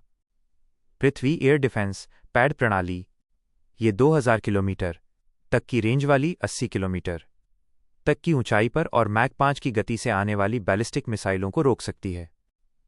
भारत अपने BMD कार्यक्रम के चरण 2 के हिस्से के रूप में पृथ्वी डिफेंस व्हीकल PDV विकसित कर रहा है। PDV 100 किलोमीटर तक की ऊंचाई पर बाह्य वायुमंडलीय टारगेट्स को रोक सकता है। Advance air defence AAD system. यह प्रणाली 30 किलोमीटर तक की ऊंचाई पर आने वाले बैलिस्टिक मिसाइल खतरों को रोक सकती है। अन्य हथियार प्रणालियां जिनका संभावित रूप से उपयोग किया गया। ब्रह्मोस मिसाइल। यह एक लंबी दूरी की सुपरसोनिक क्रूज मिसाइल प्रणाली है। यह लगभग 2-3 मैक की गति से गमन करती है। क्रूज मिसाइल जेट इंजनों द्वारा संचालित होती है। इसे DRDO और रूस के NPOM के बीच एक संयुक्त उपक्रम ब्रह्मोस एरोस्पेस द्वारा विकसित किया गया है। मुख्य विशेषताएं। यह फायर एंड फॉरगेट, दागो और भूल जाओ सिद्धांत पर काम करती है। लंबी मारक क्षमता 290 किलोमीटर तक और लक्ष्य तक पहुंचने के लिए विभिन्न प्रकार के प्रक्षेप पथ ट्रैजेक्टरीज अपनाती है। आसानी से रडार के बारे में नहीं आती। सटीक निशाना और अत्यधिक विनाशक क्षमता, जो प्रभाव के समय उच्च गतिज ऊर्जा काइनेटिक एनर्जी से और भी घातक बन जाती है। राफेल हथियार प्रणालियां। राफेल लड़ाकू विमान जेट अत्याधुनिक हथियारों से लैस होते हैं और सटीक हमलों के लिए उपयोग किए जाते हैं। इन विमानों को फ्रांसीसी कंपनी डसॉल्ट एविएशन ने बनाया है। कुछ हथियारों के उदाहरण निम्नलिखित हैं। Scalp storm shadow. ये एक stealth air launch cruise missile है। इसे MBDA ने बनाया है। ये दुश्मन की सीमा के अंदर 450 किलोमीटर। AASM hammer highly agile and modular munition extended range bomb. ये 70 किलोमीटर तक की दूरी से वार कर सकते हैं और बेहद सटीकता के साथ निशाना साधते हैं। इन्हें कम ऊंचाई से भी लॉन्च किया जा सकता है। Meteor missile. ये अत्याधुनिक beyond visual range BVR air to air missile है, जो इलेक्ट्रॉनिक वॉरफेयर स्थितियों में भी प्रभावी है। ड्रोन्स। भारत द्वारा उपयोग किए जाने वाले ड्रोन के प्रकार। निगरानी और टोही ड्रोन ISR ड्रोन्स। इन ड्रोन का उपयोग मुख्य रूप से खुफिया जानकारी जुटाने, निगरानी और टोही उद्देश्यों के लिए किया जाता है। भारत के पास black small square Tapas BH-201 tactical advanced platform for aerial surveillance. Rustom DRDO द्वारा विकसित। हेरोन इजराइल से। सशस्त्र बाल लड़ाकू ड्रोन UCAVS। मानव रहित लड़ाकू हवाई वाहन UCAVS मिसाइलें लॉन्च करने या बम गिराने में सक्षम होते हैं। भारत के पास DRDO का घटक विकास के चरण में है। हेरोन TP इजराइल से। Swarm drone. दुश्मन की सुरक्षा को छकाने के लिए कई ड्रोन समन्वय में काम करते हैं। DRDO और कई निजी कंपनियां स्वार्म ड्रोन तकनीक पर काम कर रही हैं। लॉइटरिंग एम्यूनिशन LAM या कामिकाजे ड्रोन या आत्मघाती ड्रोन लक्ष्य पर जाकर टकराते हैं। इन ड्रोन को लक्ष्य क्षेत्र पर मंडराते रहने और लक्ष्य की पहचान होने पर हमला करने के लिए डिजाइन किया गया है। भारत के पास नागास्त्र सोलर इंडस्ट्रीज और जेड मोशन द्वारा निर्मित। वॉरमेट पोलिश मूल। स्काई स्ट्राइकर इजराइल के सहयोग से विकसित। निष्कर्ष ऑपरेशन सिंदूर के दौरान भारत की स्वदेशी वायु रक्षा तकनीक ने अपनी क्षमता और विश्वसनीयता को साबित किया है। ये उपलब्धि सार्वजनिक निजी भागीदारी, नवाचार को बढ़ावा देने वाली नीतियों, मजबूत सार्वजनिक क्षेत्र के कार्यान्वयन और दीर्घकालिक रक्षा विजन के सफल संयोजन का परिणाम है।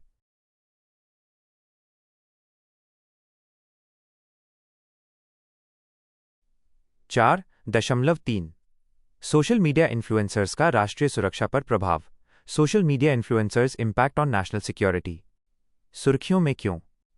हाल ही में हरियाणा की एक यूट्यूब ब्लॉगर इन्फ्लुएंसर को जासूसी के आरोप में गिरफ्तार किया गया। अन्य संबंधित तथ्य। इस सोशल मीडिया इन्फ्लुएंसर पर ऑफिशियल सीक्रेट्स एक्ट की धारा 3 और 5 बॉक्स देखें तथा भारतीय न्याय संहिता BNS की धारा 152 के तहत मामला दर्ज किया गया है। भारतीय न्याय संहिता BNS की धारा 152 भारत की संप्रभुता, एकता और अखंडता को खतरे में डालने वाले कृत्यों से संबंधित है। ऑफिशियल सीक्रेट्स एक्ट 1923 OSA के बारे में। उद्देश्य: विशेष रूप से राष्ट्रीय सुरक्षा से जुड़े मामलों में सरकार की निजता और गोपनीयता की रक्षा करना। लागू होना: यह कानून संपूर्ण भारत में लागू है। सरकार के किसी भी विभाग के अंतर्गत काम करने वाले कर्मचारियों, संविदा पर कार्यरत व्यक्तियों या सरकार की ओर से नियुक्त कर्मचारियों और विदेशों में कार्यरत भारतीय नागरिकों पर भी ये लागू होता है। कानून की महत्वपूर्ण विशेषताएं। यह कानून जासूसी, राजद्रोह और देश की एकता व अखंडता के लिए खतरा बनने वाली अन्य गतिविधियों से निपटने के लिए बनाया गया है। सूचना का अधिकार RTI अधिनियम 2005 की धारा 22 RTI अधिनियम को 1923 के OSA तथा उस समय लागू किसी भी अन्य कानून या दस्तावेज पर वरीयता प्रदान करती है। RTI अधिनियम 2005 की धारा 8(2) लोक प्राधिकरणों को ऐसी सूचना का खुलासा करने की अनुमति देती है जिसे अन्यथा धारा 8(1) के अंतर्गत छूट प्राप्त है, बशर्ते कि खुलासा लोकहित में हो और उससे होने वाले संभावित नुकसान से अधिक लाभ हो। RTI अधिनियम की धारा 8(1) नागरिकों को सूचना के अनिवार्य प्रकटीकरण के सामान्य नियम से छूट सुनिश्चित करती है। ऑफिशियल सीक्रेट्स एक्ट 1923 की महत्वपूर्ण धाराएं। धारा 3 जासूसी के लिए दंड। निषिद्ध क्षेत्रों तक पहुंचना, दुश्मनों के लिए स्केच बनाना या गुप्त कोड साझा करना जैसी गतिविधियों में शामिल होना जो भारत की सुरक्षा और रक्षा को नुकसान पहुंचा सकती हैं, दंडनीय अपराध है। धारा 5 जानकारी का गलत संचार। गुप्त आधिकारिक जानकारी का खुलासा करना, उसे विदेशी लाभ के लिए उपयोग करना या उसे सुरक्षित रखने में विफल रहना दंडनीय अपराध है। राष्ट्रीय सुरक्षा को लेकर सोशल मीडिया इन्फ्लुएंसर्स का खतरा। मनोवैज्ञानिक युद्ध को बढ़ावा देना। सोशल मीडिया इन्फ्लुएंसर्स गलत जानकारी और झूठी जानकारी फैलाकर राष्ट्रीय सुरक्षा को खतरे में डालते हैं। वे विदेशी ताकतों के विचारों को आगे बढ़ाकर उनकी शक्ति को अप्रत्यक्ष रूप से बढ़ाते हैं। उदाहरण के लिए, चीन अपने इन्फ्लुएंसर्स का शिंजियांग में उइगर मुस्लिमों की समस्याओं पर वैश्विक आलोचना का जवाब देने के लिए इस्तेमाल करता है। जासूसी गतिविधियों को सुविधाजनक बनाना। वे अपने प्लेटफॉर्मों के माध्यम से अनजाने में या जानबूझकर संवेदनशील जानकारी फैलाकर राष्ट्रीय सुरक्षा के लिए खतरा पैदा करते हैं। उदाहरण के लिए, पाकिस्तान की खुफिया एजेंसी द्वारा ज्योति मल्होत्रा जैसे इन्फ्लुएंसर्स को कथित रूप से भर्ती किया गया था। सामाजिक ध्रुवीकरण और सांप्रदायिक तनाव। उदाहरण के लिए, भारत सरकार ने मुर्शिदाबाद, पश्चिम बंगाल में हिंसा भड़काने के लिए फेक न्यूज़, एडिट किए गए वीडियो और हेट स्पीच फैलाने में शामिल 1093 फेसबुक, एक्स, ट्विटर, इंस्टाग्राम और यूट्यूब अकाउंट्स को ब्लॉक किया था। विदेशी प्रभाव और हाइब्रिड युद्ध। खालिस्तान समर्थक इन्फ्लुएंसर्स। उदाहरण के लिए, सिख फॉर जस्टिस SFJ समर्थित अकाउंट्स यूट्यूब, ट्विटर के माध्यम से अलगाववादी प्रचार फैलाते हैं। भारत सरकार ने पंजाब पॉलिटिक्स TV जैसे विदेशी सोशल मीडिया चैनल्स को SFJ से संबंध होने के कारण ब्लॉक किया है। आतंकवाद का प्रचार। आतंकी संगठन सोशल मीडिया का उपयोग करके कट्टरपंथी विचार फैलाते हैं और युवाओं को गुमराह करके आतंकवाद की ओर ले जाते हैं। सोशल मीडिया में वीडियो सामग्री और ऑडियो फॉर्मेट का उपयोग आमतौर पर किया जाता है।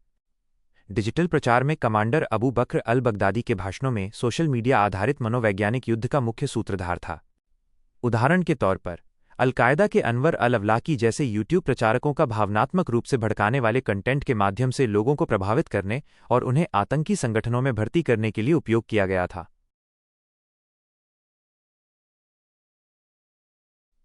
4.4 राज्य प्रायोजित आतंकवाद के खिलाफ भारत के कूटनीतिक प्रयास। India's diplomatic outreach against state sponsored terrorism. सुर्खियों में क्यों?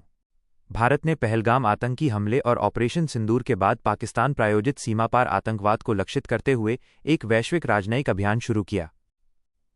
अन्य संबंधित तथ्य: भारत ने 30 से अधिक देशों में उच्च स्तरीय बहुदलीय प्रतिनिधिमंडल भेजे। इनमें अलग अलग राजनीतिक दलों के सांसद सदस्य, वरिष्ठ राजनेता और अनुभवी राजनयिक शामिल थे। इन प्रतिनिधिमंडलों का उद्देश्य पाकिस्तान द्वारा प्रस्तुत किए गए दो राष्ट्र सिद्धांत की सांप्रदायिकता, हिंदू मुस्लिम पर आधारित विचारधारा का खंडन करना और भारत के दृष्टिकोण को मजबूती देना था। साथ ही भारत की स्थिति को विश्व के सामने स्पष्ट करना भी इसका एक उद्देश्य था। सफलता: कोलंबिया ने अपने पिछले बयान को वापस लेते हुए भारत के आतंकवाद विरोधी रुख का समर्थन किया। कूटनीतिक प्रयास के प्रमुख उद्देश्य: कश्मीर मुद्दे को फिर से परिभाषित करना। कश्मीर को भारत का आंतरिक संवैधानिक विषय बताते हुए इसे द्विपक्षीय मुद्दा मानने से इनकार करना। आतंकवाद को राज्य की नीति के रूप में उजागर करना। यह बताना कि पाकिस्तान द्वारा आतंकवाद का उपयोग केवल भारत की समस्या नहीं है, बल्कि ये अंतर्राष्ट्रीय आतंकवाद रोधी मानकों के लिए एक वैश्विक खतरा भी है। वैश्विक कूटनीतिक पहुंच से दीर्घकालिक प्रभाव की उम्मीद। भारत की वैश्विक स्थिति को मजबूती। इससे भारत को एक जिम्मेदार वैश्विक शक्ति के रूप में प्रस्तुत किया गया है, जो अंतर्राष्ट्रीय मानकों के भीतर आतंकवाद के खिलाफ मजबूती से कार्य कर रहा है। पाकिस्तान को अलग थलग करना। ये कदम आतंकवाद को बढ़ावा देने वाले पाकिस्तान को एक कड़ा चेतावनी संकेत देता है। इससे न केवल उसका कूटनीतिक अलगाव बढ़ेगा, बल्कि उसकी वैश्विक छवि और प्रतिष्ठा को भी गंभीर आघात पहुंचेगा। आतंकवाद रोधी अभियान में नेतृत्व। ये आतंकवाद रोधी अभियान और अंतर्राष्ट्रीय सुरक्षा मामलों पर एजेंडा तय करने में भारत की भूमिका को बढ़ाता है। राज्य प्रायोजित आतंकवाद के खिलाफ भारत की वैश्विक पहुंच की प्रभावशीलता। आत्मरक्षा को वैध बनाना। भारत ने पहलगाम हमले के बाद अपनी आत्मरक्षा के अधिकार की पुष्टि करते हुए संयुक्त राष्ट्र चार्टर के अनुच्छेद 51 का आह्वान किया। इससे सशस्त्र आक्रमण के खिलाफ एक कानूनी प्रतिक्रिया के रूप में ऑपरेशन सिंदूर को उचित ठहराया गया। आतंक पर शून्य सहिष्णुता नीति के लिए समर्थन। भारत ने किसी भी स्रोत से किसी भी रूप में आतंकवाद के खिलाफ एक दृढ़ और कानूनी दृष्टिकोण पर जोर दिया। भारत ने संयुक्त राष्ट्र में अंतर्राष्ट्रीय आतंकवाद पर व्यापक अभिसमय (CCIT) को अपनाने की अपनी मांगों को नवीनीकृत किया। वैश्विक समर्थन का निर्माण। संयुक्त राज्य अमेरिका, रूस, सऊदी अरब, इजरायल और जापान जैसी प्रमुख शक्तियों ने पहलगाम हमले की निंदा की तथा भारत के रुख का समर्थन किया। इस प्रकार वैश्विक प्रतिक्रिया ने राज्य प्रायोजित आतंकवाद के खिलाफ बढ़ती सहमति को दर्शाया। मुस्लिम बहुल राष्ट्रों से समर्थन हासिल करना। भारत ने इस मुद्दे को आतंक के खिलाफ लड़ाई के रूप में प्रस्तुत किया, न कि धर्म आधारित या द्विपक्षीय समस्या के रूप में। इंडोनेशिया, मिस्र और बहरीन ने इस्लामी सहयोग संगठन OIC में पाकिस्तान के भारत विरोधी प्रयासों को विफल कर दिया। OIC 57 देशों की सदस्यता के साथ यह संयुक्त राष्ट्र के बाद दूसरा सबसे बड़ा संगठन है। यह मुस्लिम जगत के हितों की रक्षा और सुरक्षा करने का प्रयास करता है।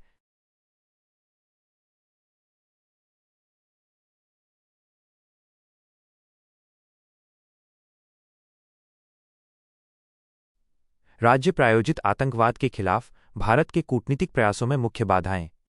भारत और पाकिस्तान का रीहाइफनेशन।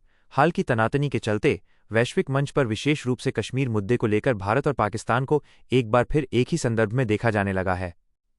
इससे अमेरिकी राष्ट्रपति डोनाल्ड ट्रंप के संघर्ष विराम की मध्यस्थता करने के दावे को बल मिलता है। जीवन के नुकसान से चिंतित पश्चिमी देशों के लिए कश्मीर कानूनी और राजनीतिक स्पष्टता की बजाय प्रतीकात्मक विवाद का एक विषय बन सकता है। समन्वित वैश्विक कार्रवाई का अभाव। पाकिस्तान के खिलाफ कोई संयुक्त अंतर्राष्ट्रीय कार्रवाई जैसे प्रतिबंध या प्रस्ताव नहीं की गई है। इससे भारत के कूटनीतिक प्रयासों का प्रभाव सीमित हो गया है। वैश्विक मंच पर पाकिस्तान की स्थिति। चीन के समर्थन से पाकिस्तान को संयुक्त राष्ट्र सुरक्षा परिषद की तालिबान प्रतिबंध समिति का अध्यक्ष और आतंकवाद रोधी समिति का उपाध्यक्ष बनाया गया है। यह पाकिस्तान को आतंकवाद के प्रायोजक के रूप में प्रस्तुत करने के भारत के प्रयासों को कमजोर करता है। वैश्विक वित्तीय निकायों में भारत का सीमित प्रभाव। भारत की आपत्तियों के बावजूद पाकिस्तान को बड़े ऋण मिले हैं। $1 बिलियन का IMF ऋण, $40 बिलियन के ऋण की संभावना, ADB से $800 मिलियन का ऋण। इससे पाकिस्तान को आर्थिक रूप से अलग थलग करने की भारत की नीति को चुनौती मिलती है। ये भी चिंता है कि पाकिस्तान इस धन का उपयोग सैन्य या आतंकवादी उद्देश्यों के लिए कर सकता है। पाकिस्तान के लिए लगातार द्विपक्षीय समर्थन। चीन और तुर्की जैसे देश आतंकवाद में पाकिस्तान की भूमिका को या तो समर्थन करते हैं या उसकी भूमिका को नकारते हैं। पाकिस्तान ने भारत के कूटनीतिक प्रयासों को विफल करने के लिए विदेशों में राजनीतिक प्रतिनिधिमंडल भी भेजे, जिससे भारत के प्रयास प्रभावित हुए। वैश्विक मीडिया द्वारा अधिक ध्यान न देना। मौजूदा वैश्विक संकट, यूक्रेन रूस युद्ध, इजरायल हमास संघर्ष और ईरान से जुड़ा परमाणु तनाव के कारण अंतर्राष्ट्रीय समुदाय ने भारत पाकिस्तान विवाद पर कम ध्यान दिया। इससे आतंकवाद को प्रायोजित करने वाले पाकिस्तान जैसे देशों को अपनी स्थिति मजबूत करने का अवसर मिल सकता है। निष्कर्ष: भारत द्वारा अपनी संप्रभु प्राथमिकताओं पर जोर देना और अपनी सुरक्षा नीति को बाहरी ताकतों के हवाले करने से इनकार करना उसकी रणनीतिक परिपक्वता का प्रतीक है। वैश्विक व्यवस्था में समझौतों की तुलना में स्पष्टता को अधिक सम्मान मिलता है। आने वाले समय में ये संघर्ष सीमाओं पर नहीं, बल्कि सोच और विचारों में होगा, और बातों में स्पष्टता ही तय करेगी कि वर्तमान पर किसका नियंत्रण रहेगा और भविष्य किसके हाथ में जाएगा। भारत के सामने चुनौती केवल लड़ाइयां जीतने की नहीं, बल्कि अपनी कहानी का स्वामी बनने की भी है। कूटनीति में, ठीक वैसे ही जैसे युद्ध नीति में, जो पक्ष सवाल की रूपरेखा तय करता है, वही अवसर और उत्तर को नियंत्रित करता है। अंततः सफलता उसी की होगी जो अपनी बातों को सबसे बेहतर तरीके से कह सके।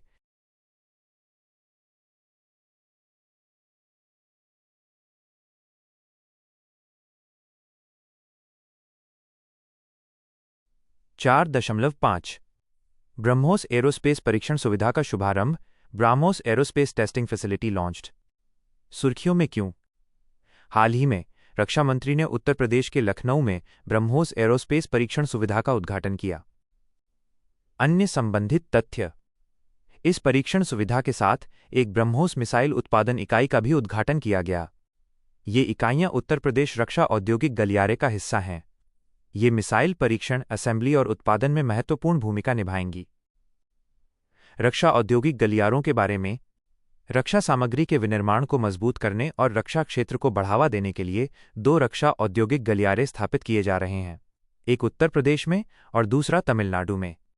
इनकी घोषणा केंद्रीय बजट 2018-19 में की गई थी। उत्तर प्रदेश रक्षा औद्योगिक गलियारा। इसका क्रियान्वयन उत्तर प्रदेश एक्सप्रेसवे औद्योगिक विकास प्राधिकरण UPEIDA द्वारा किया जा रहा है। इसमें 6 नोडल बिंदु शामिल हैं: आगरा, अलीगढ़, चित्रकूट, झांसी, कानपुर और लखनऊ। तमिलनाडु रक्षा गलियारा। तमिलनाडु सरकार के नेतृत्व में इसमें 5 नोडल बिंदु शामिल हैं: चेन्नई, कोयंबटूर, होसुर, सलेम और तिरुचिरापल्ली। रक्षा औद्योगिक गलियारों का महत्व: मेक इन इंडिया और आत्मनिर्भरता। रक्षा क्षेत्र में मेक इन इंडिया और आत्मनिर्भरता को बढ़ावा देना। घरेलू विनिर्माण। घरेलू विनिर्माण को प्रोत्साहित करना और आयात पर निर्भरता को कम करना। रोजगार सृजन। रोजगार सृजन और रक्षा क्षेत्र में MSMEs, स्टार्टअप्स और निजी क्षेत्र की भागीदारी को बढ़ावा देना। निर्यात सुविधा। रक्षा निर्यात को सुगम बनाना। ब्रह्मोस मिसाइल के बारे में: यह लंबी दूरी की एक सुपरसोनिक क्रूज मिसाइल प्रणाली है। इसे जमीन, समुद्र और हवा से दागा जा सकता है। सुपरसोनिक का अर्थ किसी वस्तु की गति, ध्वनि की गति से भी अधिक होना है। ये 1 से 5 मैक की सीमा में होती है। मैक संख्या विमान की गति और ध्वनि की गति के अनुपात को दर्शाती है। सुपरसोनिक क्रूज मिसाइल की सामान्य गति 2 से 3 मैक होती है। इसे भारत के DRDO और रूस के NPOM के बीच एक संयुक्त उपक्रम ब्रह्मोस एरोस्पेस ने विकसित किया है। ब्रह्मोस का नाम ब्रह्मपुत्र और मोस्कवा नदियों के नाम पर रखा गया है।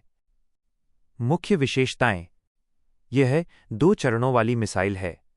इसमें पहले चरण के रूप में एक ठोस प्रोपेलेंट बूस्टर इंजन होता है, जो इसे सुपरसोनिक गति तक लाता है और फिर अलग हो जाता है। दूसरा चरण लिक्विड रैमजेट इंजन है, जो क्रूज चरण में इसे 3 मैक गति तक पहुंचाता है। रैमजेट एक प्रकार का एयर ब्रीदिंग इंजन है, जो आगे बढ़ने के लिए हवा को संपीड़ित करता है ताकि इसे दहन कंबशन में प्रयोग किया जा सके। इस इंजन में कोई रोटेशनल कंप्रेसर नहीं होता। मिसाइल की उड़ान सीमा 290 किलोमीटर तक है। यह दागो और भूल जाओ के सिद्धांत पर काम करती है तथा लक्ष्य तक पहुंचने के लिए अलग अलग प्रकार के प्रक्षेप पथों, ट्रेजेक्टरीज को अपनाती है। संस्करण: BrahMos NG next generation missile. इसे ब्रह्मोस मिसाइल के हल्के, छोटे और फिर भी स्मार्ट संस्करण के रूप में तैयार किया जाएगा। ब्रह्मोस 2 ये एक हाइपरसोनिक क्रूज मिसाइल होगी जो 5 मैक से अधिक की गति से उड़ेगी। ब्रह्मोस मिसाइल का महत्व। उच्च गति और सटीकता। यह मिसाइल अपनी उड़ान के दौरान उच्च सुपरसोनिक गति प्राप्त करती है, जो बेहद सटीकता और महत्वपूर्ण मारक क्षमता प्रदान करती है। प्रभाव के समय उच्च गतिज ऊर्जा काइनेटिक एनर्जी से यह और भी घातक बन जाती है। स्टील्थ गुण। स्टील्थ तकनीक और एडवांस अपडेटेड सॉफ्टवेयर युक्त गाइडेंस सिस्टम ब्रह्मोस मिसाइल को विशेष क्षमताएं प्रदान करते हैं। इसमें लो रडार सिग्नेचर है और ये टर्मिनल फेज में केवल 10 मीटर की ऊंचाई पर उड़ सकती है, जिससे ये दुश्मन के रडार की पकड़ में नहीं आती। रक्षा आत्मनिर्भरता। ब्रह्मोस एक सफल संयुक्त उद्यम के माध्यम से मेक इन इंडिया का उदाहरण है, जिसमें 200 से अधिक सार्वजनिक और निजी भारतीय उद्योग इकाइयों की भागीदारी है। रक्षा निर्यात। फिलीपींस ब्रह्मोस खरीदने वाला पहला देश था। इसके अलावा इंडोनेशिया, वियतनाम, मलेशिया, संयुक्त अरब अमीरात, चिली और दक्षिण अफ्रीका सहित कई अन्य देशों ने भी इसमें रुचि दिखाई है। यह प्रवृत्ति वैश्विक हथियार बाजार में भारत के बढ़ते प्रभाव को दर्शाती है। अन्य मिसाइलों के साथ तुलना। विशेषताएं। ब्रह्मोस भारत रूस। Tomahawk America. कैलिबर रूस। किंजल रूस। SCALP France. गति supersonic 2-3 Mach. Subsonic Mach 0.7 -0.9। Subsonic लक्ष्य के पास मैक 2.5 तक बूस्ट। हाइपरसोनिक 10 मैक तक। सबसोनिक लगभग मैक 0.8। रेंज 290 किलोमीटर 800 किलोमीटर तक विस्तार योग्य। 1250 -2500 kilometre. 220 -2500 kilometre. 1500 -2000 kilometre. 140 -550 kilometre. Launch platform. जमीन समुद्र हवा। जमीन समुद्र पनडुब्बियां। समुद्र पनडुब्बी हवा। हवा हवा जहाज पनडुब्बी। निष्कर्ष। ब्रह्मोस एरोस्पेस परीक्षण सुविधा का उद्घाटन भारत की रक्षा आत्मनिर्भरता को आगे बढ़ाने, स्वदेशी मिसाइल उत्पादन को मजबूत करने और देश को वैश्विक रक्षा निर्यात परिदृश्य में एक प्रमुख अभिनेता के रूप में स्थापित करने की दिशा में एक रणनीतिक कदम है। 4.6 गोल्डन डोम। गोल्डन डोम। अमेरिकी राष्ट्रपति ने गोल्डन डोम नामक एक महत्वाकांक्षी मिसाइल डिफेंस सिस्टम का अनावरण किया। गोल्डन डोम के बारे में। गोल्डन डोम जमीन और अंतरिक्ष से संचालित होने वाला मिसाइल डिफेंस सिस्टम है। इसे संपूर्ण अमेरिकी क्षेत्र की रक्षा के लिए डिजाइन किया जाता है। यह हाइपरसोनिक और क्रूज मिसाइल के खतरों से निपटने वाला एक बहुस्तरीय डिफेंस सिस्टम होगा। इस सिस्टम में अंतरिक्ष से संचालित इंटरसेप्टर और एडवांस ट्रैकिंग तकनीकें शामिल होंगी। यह प्रणाली मिसाइलों को उनकी उड़ान के कई चरणों में पहचान सकेगी, ट्रैक और नष्ट कर सकेगी और यहां तक कि उड़ान भरने से पहले भी नष्ट कर सकेगी। गोल्डन डोम के कंपोनेंट्स अमेरिका के पास पहले से मौजूद डिफेंस सिस्टम से तैयार किए जा रहे हैं, जिनमें शामिल हैं black small square Patriot missile बैटरियां, ब्लैक स्मॉल स्क्वायर थैड, terminal high altitude area defence, black small square Aegis ballistic missile defence, black small square ground based midcourse defence (GMD). Golden dome से जुड़ी चिंताएं। अंतरिक्ष का शस्त्रीकरण। चीन ने चिंता जताई है कि इस डिफेंस सिस्टम से अंतरिक्ष युद्ध का मैदान बन सकता है और ये हथियारों की होड़ को बढ़ावा देगा।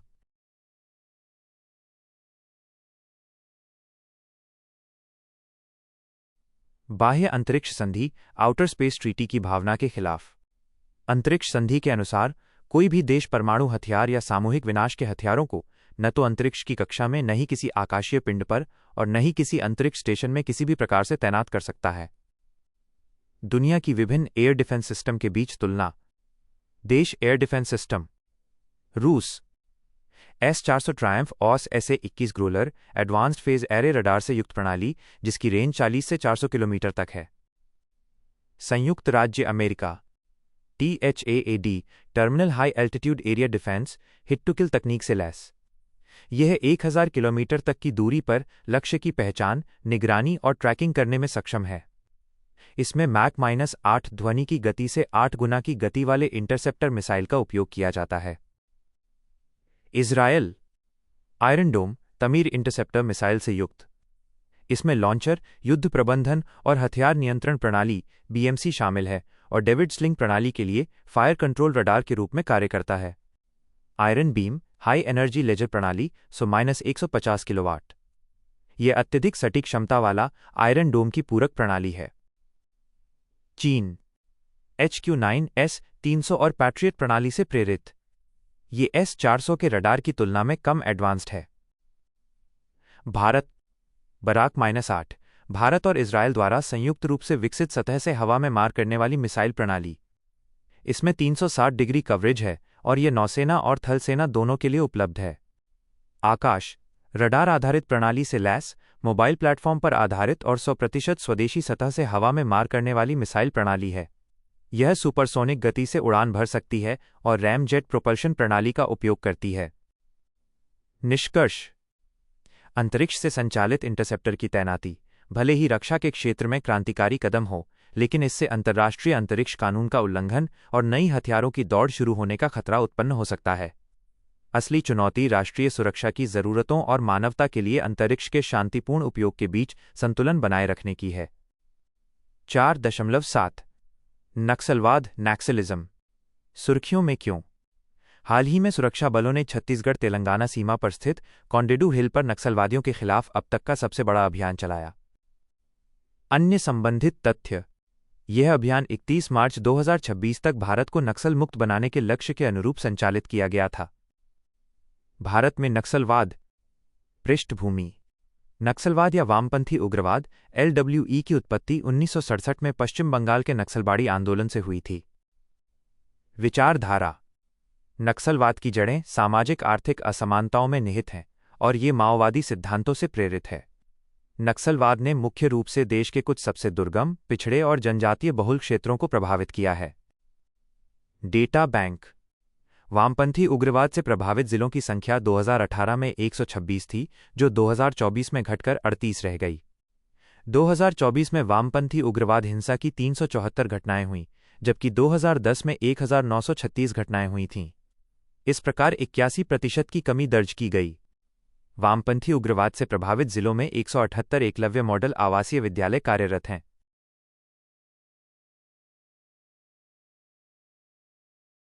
उद्देश्य। इस आंदोलन का उद्देश्य सशस्त्र विद्रोह और समानांतर शासन व्यवस्थाओं के माध्यम से भारतीय राज्य को कमजोर करना है।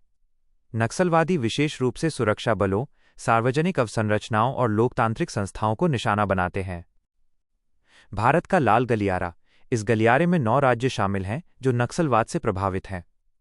इनमें छत्तीसगढ़, झारखंड, ओडिशा, महाराष्ट्र, केरल, पश्चिम बंगाल और तेलंगाना राज्य तथा मध्य प्रदेश के कुछ हिस्से शामिल हैं। नक्सलियों की कार्यप्रणाली। नक्सली अक्सर सशस्त्र हिंसा, फिरौती वसूली और सरकारी अवसंरचना को नष्ट करने के लिए जाने जाते हैं तथा अपनी गतिविधियों को अंजाम देने के लिए बच्चों व नागरिकों की भर्ती करते हैं। नक्सलवादी गतिविधियों में गिरावट के कारण भारत की वामपंथी उग्रवाद विरोधी LWE रणनीति में सुरक्षा, विकास और प्रभावित समुदायों तक पहुंच जैसे कदम शामिल हैं। इस रणनीति ने नक्सलवादी गतिविधियों को काफी हद तक कम कर दिया है। नक्सलवादी गतिविधियों में गिरावट में योगदान देने वाले कुछ विशेष कारक इस प्रकार हैं। सुरक्षा तंत्र को मजबूत बनाना। समाधान सिद्धांत, समाधान डॉक्ट्रिन।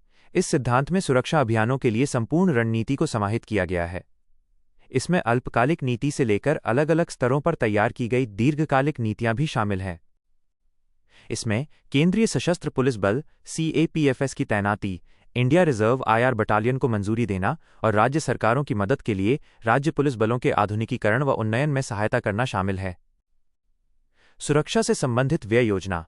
केंद्रीय गृह मंत्रालय की इस योजना का उद्देश्य राज्य सरकारों को उनके सुरक्षा बलों के प्रशिक्षण, अभियान संचालन की आवश्यकताओं, अनुग्रह राशि का भुगतान और सुरक्षा संबंधी अन्य लागतों की प्रतिपूर्ति करके उनकी राज्य सरकारों की क्षमता निर्माण करना है।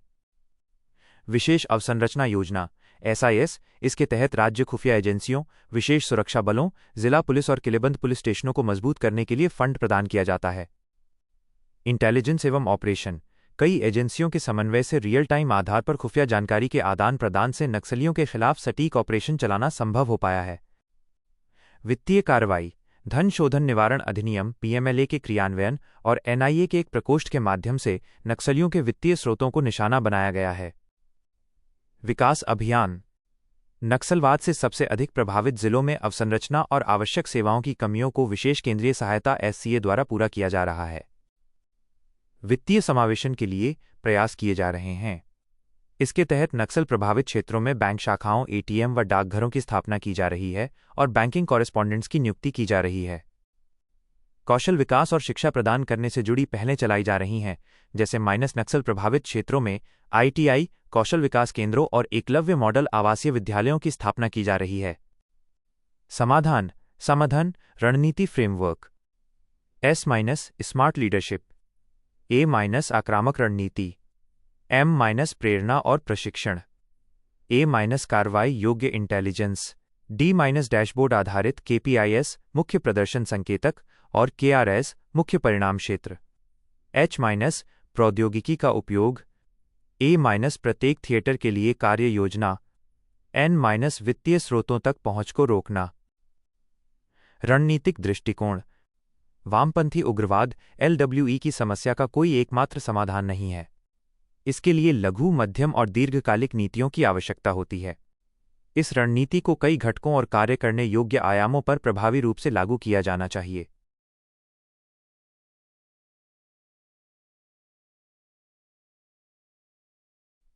स्थानीय आबादी को विविध सुविधाएं प्रदान करने के लिए धरती आबा जनजातीय ग्राम उत्कर्ष अभियान शुरू किया गया है।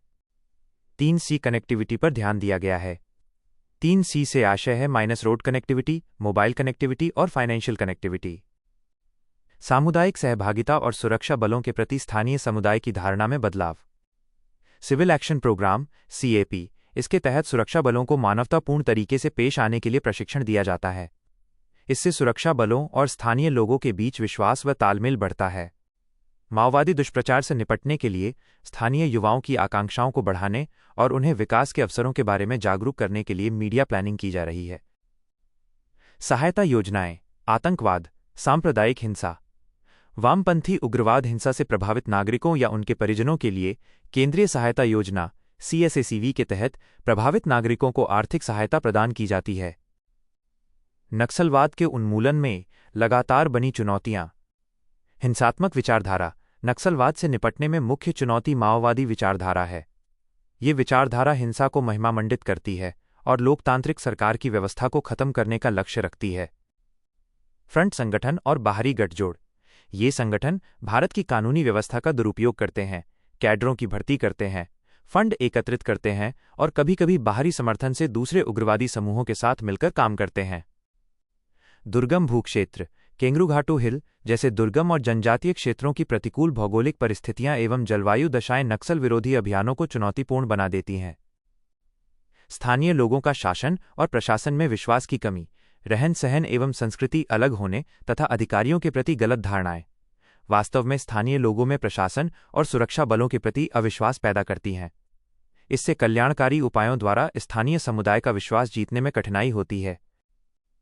आगे की राह। प्रशासन में विश्वास की कमी को दूर करना। प्रशासन में स्थानीय लोगों की भागीदारी बढ़ाकर उनके विश्वास को मजबूत किया जा सकता है। बंदोपाध्याय समिति ने सिफारिश की थी कि भूमि अधिग्रहण और पुनर्वास नीतियां जनजाति हितैषी होनी चाहिए ताकि नक्सलवाद के प्रसार को रोका जा सके। अप्रत्यक्ष लाभ पहुंचाने वाली नीतियों को सावधानीपूर्वक लागू किया जाना चाहिए, जैसे वन अधिकार अधिनियम 2006 को इस तरह लागू किया जाना चाहिए कि स्थानीय समुदायों को गौण वनोपज पर अधिकार मिल सके। नक्सलवादी विचारधारा की चुनौती से निपटना। माओवादी हिंसक विचारधारा से निपटने के लिए संविधान में निहित लोकतांत्रिक सिद्धांतों के संरक्षण और उनके प्रसार पर बल देना चाहिए। सुरक्षा मजबूत करना और क्षमता निर्माण। स्थानीय पुलिस बलों के आधुनिकीकरण को प्राथमिकता दी जानी चाहिए। साथ ही खुफिया जानकारी प्रदान करने वाली स्मॉल यूनिट्स जैसे ग्रेहाउंड्स का उपयोग करके नक्सल विरोधी अभियानों को अधिक प्रभावी बनाने की जरूरत है। केंद्र और राज्य सरकारों के बीच बेहतर समन्वय। केंद्र और राज्य सरकारों की भूमिकाओं को स्पष्ट रूप से निर्धारित करके समन्वित प्रयासों को बढ़ावा देना चाहिए। इससे उग्रवाद के खिलाफ प्रभावी लड़ाई लड़ी जा सकती है और नक्सल प्रभावित क्षेत्रों का समग्र विकास सुनिश्चित किया जा सकता है।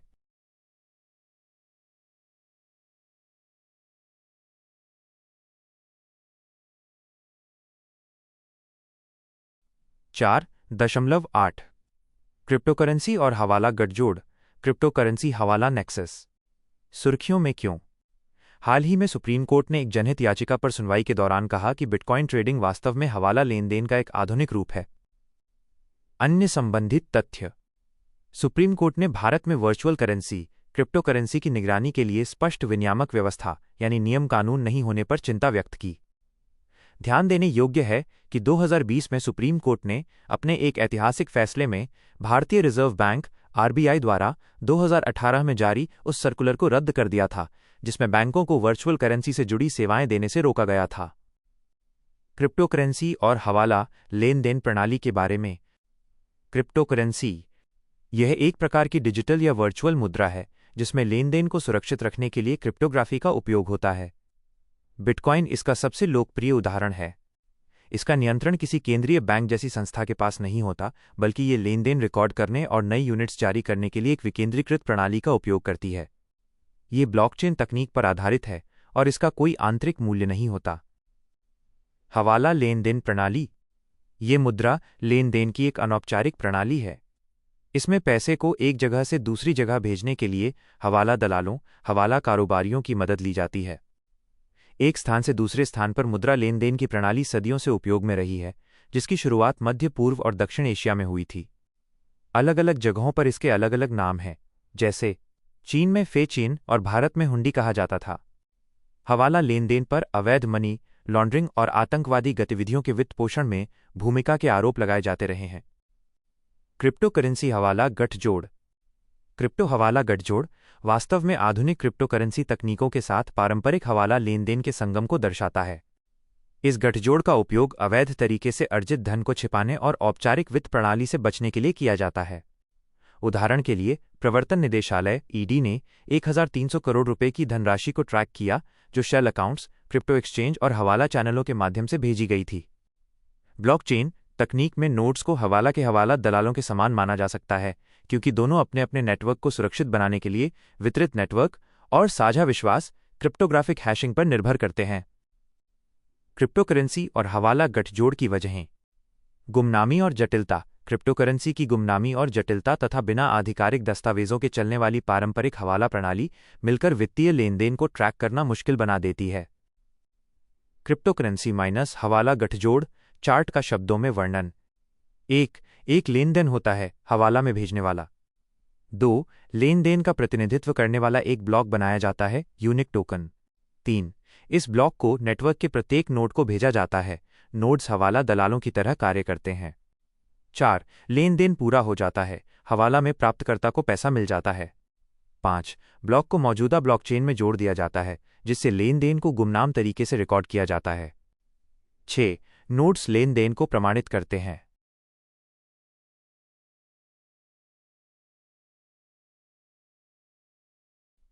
वित्तीय लेनदेन की वैधानिक प्रणाली को दरकिनार करना।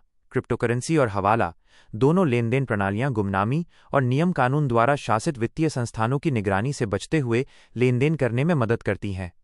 यह अस्थिर शासन, संघर्ष से ग्रस्त या प्रतिबंधात्मक कानूनों का सामना करने वाले देशों क्षेत्रों में लेनदेन का बेहतर माध्यम बन सकती हैं। अवैध गतिविधियों को बढ़ावा। क्रिप्टोकरेंसी और हवाला दोनों प्रणालियों की कार्यप्रणाली उन्हें मनी लॉन्ड्रिंग और आतंकवाद के वित्त पोषण जैसी अवैध गतिविधियों के लिए उपयुक्त बनाती है। ब्लॉकचेन तकनीक हवाला लेनदेन को और अधिक मजबूत बनाती है और विस्तारित करती है। पारदर्शिता और स्मार्ट कॉन्ट्रैक्ट की व्यवस्था के द्वारा ब्लॉकचेन तकनीक हवाला के विश्वास आधारित लेनदेन मॉडल को और मजबूत बनाती है। इसके कारण यह लेनदेन प्रणाली तेज, अत्यधिक आधुनिक और वैश्विक स्तर पर विस्तार योग्य बन जाती है। दोनों प्रणालियां समान सिद्धांतों पर कार्य करती हैं। ब्लॉकचेन और हवाला दोनों प्रणालियां बिना किसी केंद्रीय अथॉरिटी की निगरानी के कार्य करती हैं। इस तरह ये प्रणालियां एक दूसरे का पूरक बन सकती हैं। क्रिप्टोकरेंसी और हवाला के गठजोड़ से जुड़ी चिंताएं। ट्रैकिंग करने में चुनौतियां। क्रिप्टोकरेंसी लेनदेन गुमनाम रहते हुए या नाम बदलकर किया जा सकता है। इस वजह से बड़े पैमाने पर अवैध लेनदेन के लिए इस तरीके का उपयोग किया जा रहा है। इस जटिल अवैध नेटवर्क को ट्रैक करना नियामक संस्थाओं के लिए कठिन हो जाता है। उदाहरण के लिए, स्टील्थ एड्रेस और रिंग सिग्नेचर जैसे मोनेरो में या जेडकैश में जेडके स्नाक्स जैसी तकनीकें लेनदेन को अपारदर्शी बना देती हैं। गैर कानूनी वित्तीय लेनदेन में उपयोग। क्रिप्टोकरेंसी और हवाला गठजोड़ का उपयोग मनी लॉन्ड्रिंग और आतंकवाद के वित्त पोषण के लिए किया जाता है। हाल के उदाहरणों में $20 मिलियन से अधिक का सरकारी लेनदेन मामले और आतंकवादी समूह हमास द्वारा $1 मिलियन फंड जुटाना शामिल है, जिसमें क्रिप्टोकरेंसी का उपयोग किया गया। विनियमन की चुनौतियां। क्रिप्टोकरेंसी लेनदेन पर निगरानी के लिए मौजूदा कानूनों में संशोधन की आवश्यकता है। भारत में ब्लॉकचेन तकनीक और क्रिप्टोकरेंसी लेनदेन की कानूनी स्थिति अभी भी अस्पष्ट बनी हुई है। कर से बचाव। क्रिप्टोकरेंसी और हवाला गठजोड़ का उपयोग पैसों और धन को टैक्स हेवन देशों क्षेत्रों में भेजने के लिए किया जा सकता है। लेन देन की असुरक्षा डिजिटल वॉलेट हैकर्स के मुख्य निशाने पर होते हैं, जिससे अधिक वित्तीय नुकसान हो सकता है। क्रिप्टोकरेंसी तकनीकों की कमजोरियों का उपयोग डी एनोनिमाइजेशन, जमा धन को खर्च करने से रोकने, चोरी करने तथा सिस्टम पर बार बार साइबर हमले करने के लिए किया जा सकता है। आगे की राह। अंतर्राष्ट्रीय सहयोग का उपयोग क्रिप्टोकरेंसी और हवाला लेन देन की समस्या से निपटने के लिए वैश्विक सहयोग और नए नियम बनाना आवश्यक है। सहयोग और नए नियमों के द्वारा सुरक्षा एजेंसियां और खुफिया संस्थाएं आपस में समन्वय के द्वारा गुमनाम लेन देन को उजागर कर सकती हैं। इसका एक प्रमुख उदाहरण मनी लॉन्ड्रिंग के खिलाफ संयुक्त राष्ट्र वैश्विक कार्यक्रम है। प्रौद्योगिकी का उपयोग करके नियमों का अनुपालन सुनिश्चित करना। ब्लॉकचेन सहित अन्य नई तकनीकों का उपयोग गैरकानूनी लेनदेन को ट्रैक करने के लिए किया जा सकता है। उदाहरण virtual asset transactional tracking analytics for crypto compliance (VTAC) और TRM लैब्स। नियमों को सख्त बनाना। वर्चुअल करेंसी लेनदेन से जुड़ी समस्याओं से निपटने के लिए स्पष्ट और सख्त कानूनों की तत्काल आवश्यकता है। Financial action task force (FATF) के दिशा निर्देश और यूरोपीय संघ का माइकी फ्रेमवर्क वर्चुअल करेंसी लेनदेन में पारदर्शिता बढ़ाने तथा एंटी मनी लॉन्ड्रिंग (AML) और आतंकवाद के वित्तपोषण से निपटने के उपायों को मजबूत करने के लिए मार्गदर्शक साबित हो सकते हैं। व्यापक रणनीति की आवश्यकता। इस रणनीति में सख्त नियम और निगरानी, मनी लॉन्ड्रिंग और आतंकवादी वित्तपोषण से निपटने के प्रयास तथा AI और मशीन लर्निंग जैसी नई तकनीकों का उपयोग शामिल हो सकता है। 4.9 संक्षिप्त सुर्खियां न्यूज इन शॉर्ट्स। 4.9.1 वित्तीय धोखाधड़ी जोखिम संकेतक फाइनेंशियल फ्रॉड रिस्क इंडिकेटर। दूरसंचार विभाग डोटी ने मोबाइल आधारित साइबर धोखाधड़ी से निपटने के लिए वित्तीय धोखाधड़ी जोखिम संकेतक FRI शुरू किया है। यह संकेतक दूरसंचार और वित्तीय दोनों क्षेत्रों में संदिग्ध धोखाधड़ी के खिलाफ त्वरित, लक्षित एवं सहयोगात्मक कार्रवाई को सक्षम बनाता है।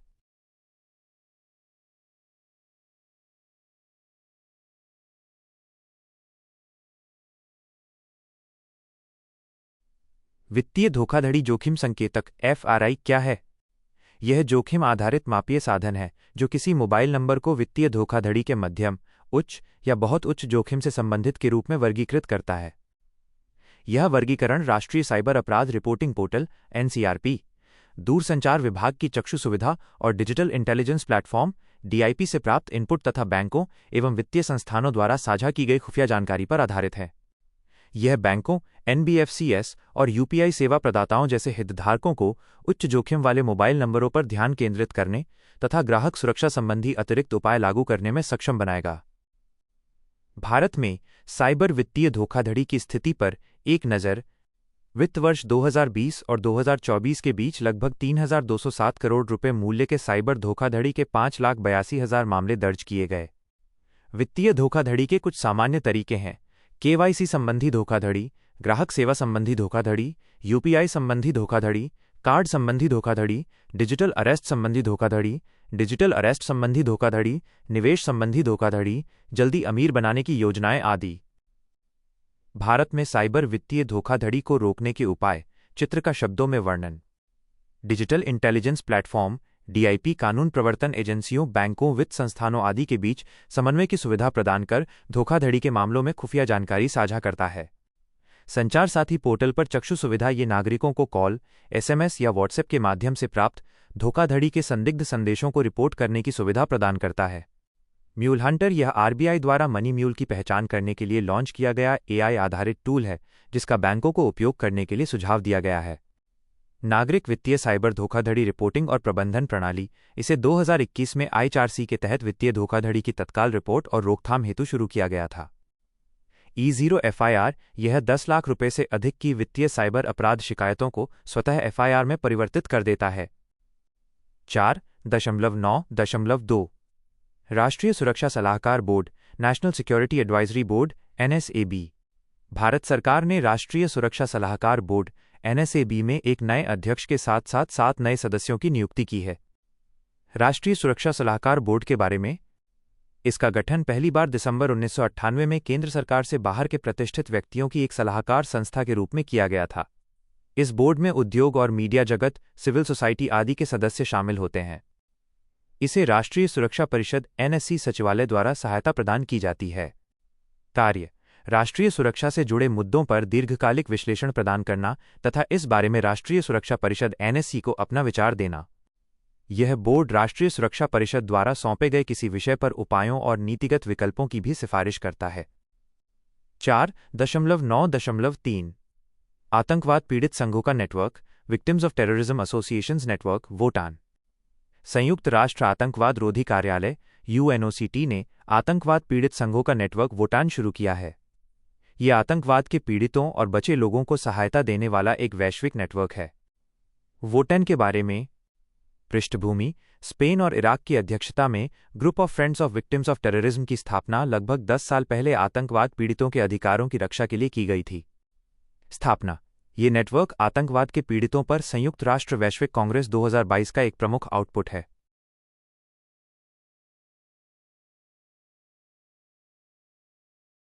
लक्ष्य: आतंकवाद से पीड़ितों और बचे लोगों को एक दूसरे का समर्थन करना, उन्हें चुनौतियों का सामना करने में सक्षम बनाना, उन्हें अधिकारों, शिक्षकों और शांति स्थापकों के रूप में सशक्त होने के लिए अवसर प्रदान करना। वित्तीय सहायता स्पेन से प्राप्त होती है। 4.9.4 भार्गवास्त्र। भारत ने स्वदेशी रूप से विकसित एंटी ड्रोन सिस्टम भार्गवास्त्र का सफलतापूर्वक परीक्षण किया। भार्गवास्त्र के बारे में: ये एक कम लागत वाली हार्ड किल एंटी ड्रोन प्रणाली है। इसे स्वार्म ड्रोन को निष्क्रिय करने के लिए डिजाइन किया गया है। स्वार्म ड्रोन वास्तव में कई मानव रहित हवाई वाहनों UAVs का समूह होते हैं। ये सभी समन्वित प्रणाली के रूप में एक साथ कार्य करते हैं। इसे solar defence and aerospace limited SDAL ने विकसित किया है। मुख्य विशेषताएं: 2 परत लेयर सुरक्षा प्रणाली। लेयर 1 गैर निर्देशित माइक्रो रॉकेट्स 20 मीटर के भीतर स्वार्म ड्रोन को निष्क्रिय करने की क्षमता। लेयर 2 सटीक निशाने के लिए निर्देशित माइक्रो मिसाइल। रेंज: ड्रोन को 2.5 किलोमीटर की रेंज तक पहचान सकता है। रडार से 6 से 10 किलोमीटर तक हवाई खतरे का पता लगाया जा सकता है। क्षेत्र की अनुकूलता: 5000 मीटर से अधिक की ऊंचाई पर भी प्रभावी। मॉड्यूलर डिजाइन: इसमें जैमिंग और स्पूफिंग जैसे सॉफ्ट किल विकल्प भी जोड़े जा सकते हैं। C4I सक्षम कमांड सेंटर: ये नेटवर्क आधारित वॉरफेयर को और बेहतर बनाता है। 4.9.5 multi influence ground mine MIGM। भारतीय नौसेना तथा रक्षा अनुसंधान और विकास संगठन DRDO ने स्वदेशी रूप से विकसित multi influence ground mine MGM का सफल परीक्षण किया। Multi influence ground mine MGM के बारे में: ये एक अत्याधुनिक अंडर वाटर नौसैनिक माइन है। इसे शत्रुओं के आधुनिक स्टील्थ पोतों और पनडुब्बियों की पहचान करने की भारतीय नौसेना की क्षमताओं को मजबूत करने के लिए विकसित किया गया है। इसे DRDO के तहत naval science and technological laboratory NSTL ने डिजाइन और विकसित किया है। मुख्य विशेषताएं: यह 3 प्रकार के सेंसर का उपयोग करके दुश्मन के समुद्री जहाजों से निकलने वाले संकेतों का पता लगाती है। ध्वनिक, अकॉस्टिक संकेत, चुंबकीय, मैग्नेटिक संकेत, दबाव, प्रेशर संकेत। इसमें प्रोसेसर युक्त इलेक्ट्रॉनिक्स लगे होते हैं जो डेटा को प्रोसेस करके उचित कार्रवाई करते हैं। इसे जहाज़ों और पनडुब्बियों से तैनात किया जा सकता है।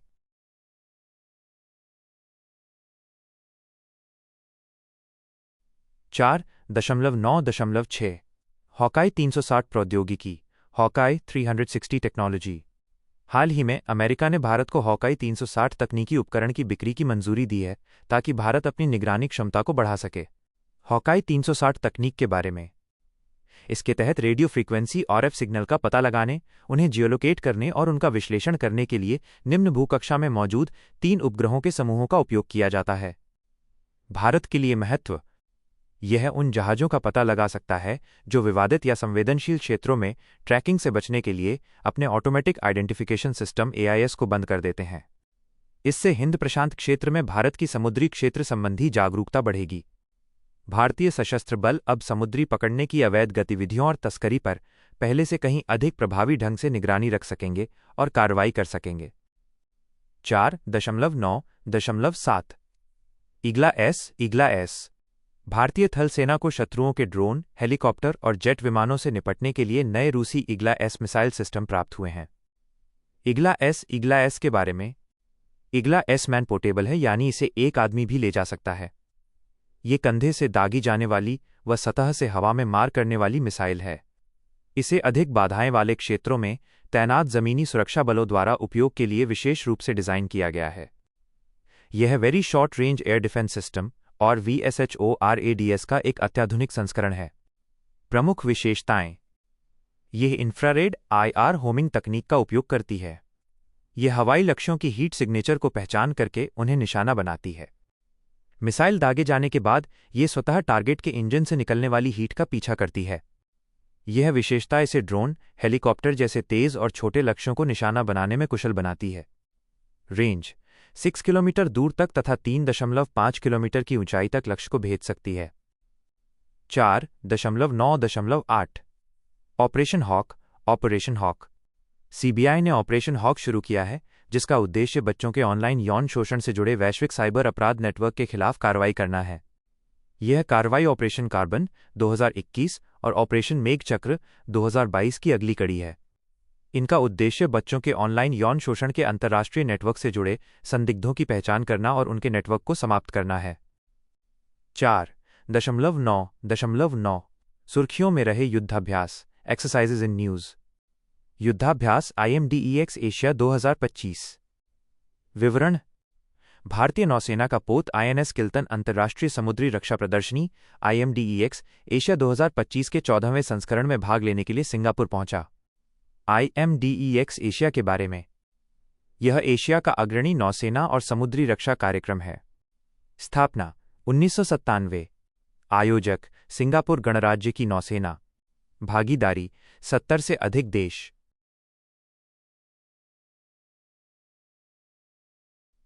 नोमैडिक एलिफेंट युद्धाभ्यास। भारत मंगोलिया के मध्य संयुक्त युद्धाभ्यास नोमैडिक एलिफेंट का 17वां संस्करण मंगोलिया के उलानबटार में आयोजित किया जाएगा। यह भारत और मंगोलिया में प्रतिवर्ष तथा वैकल्पिक रूप से आयोजित किया जाता है। इसका पिछला संस्करण 2024 उमरोई, मेघालय में आयोजित किया गया था। इसका उद्देश्य संयुक्त राष्ट्र के अधिदेश के तहत अर्ध शहरी पहाड़ी इलाकों में अर्ध पारंपरिक अभियानों के तहत संयुक्त टास्क फोर्स को नियोजित करके दोनों सेनाओं के बीच इंटरऑपरेबिलिटी क्षमता को बढ़ाना है।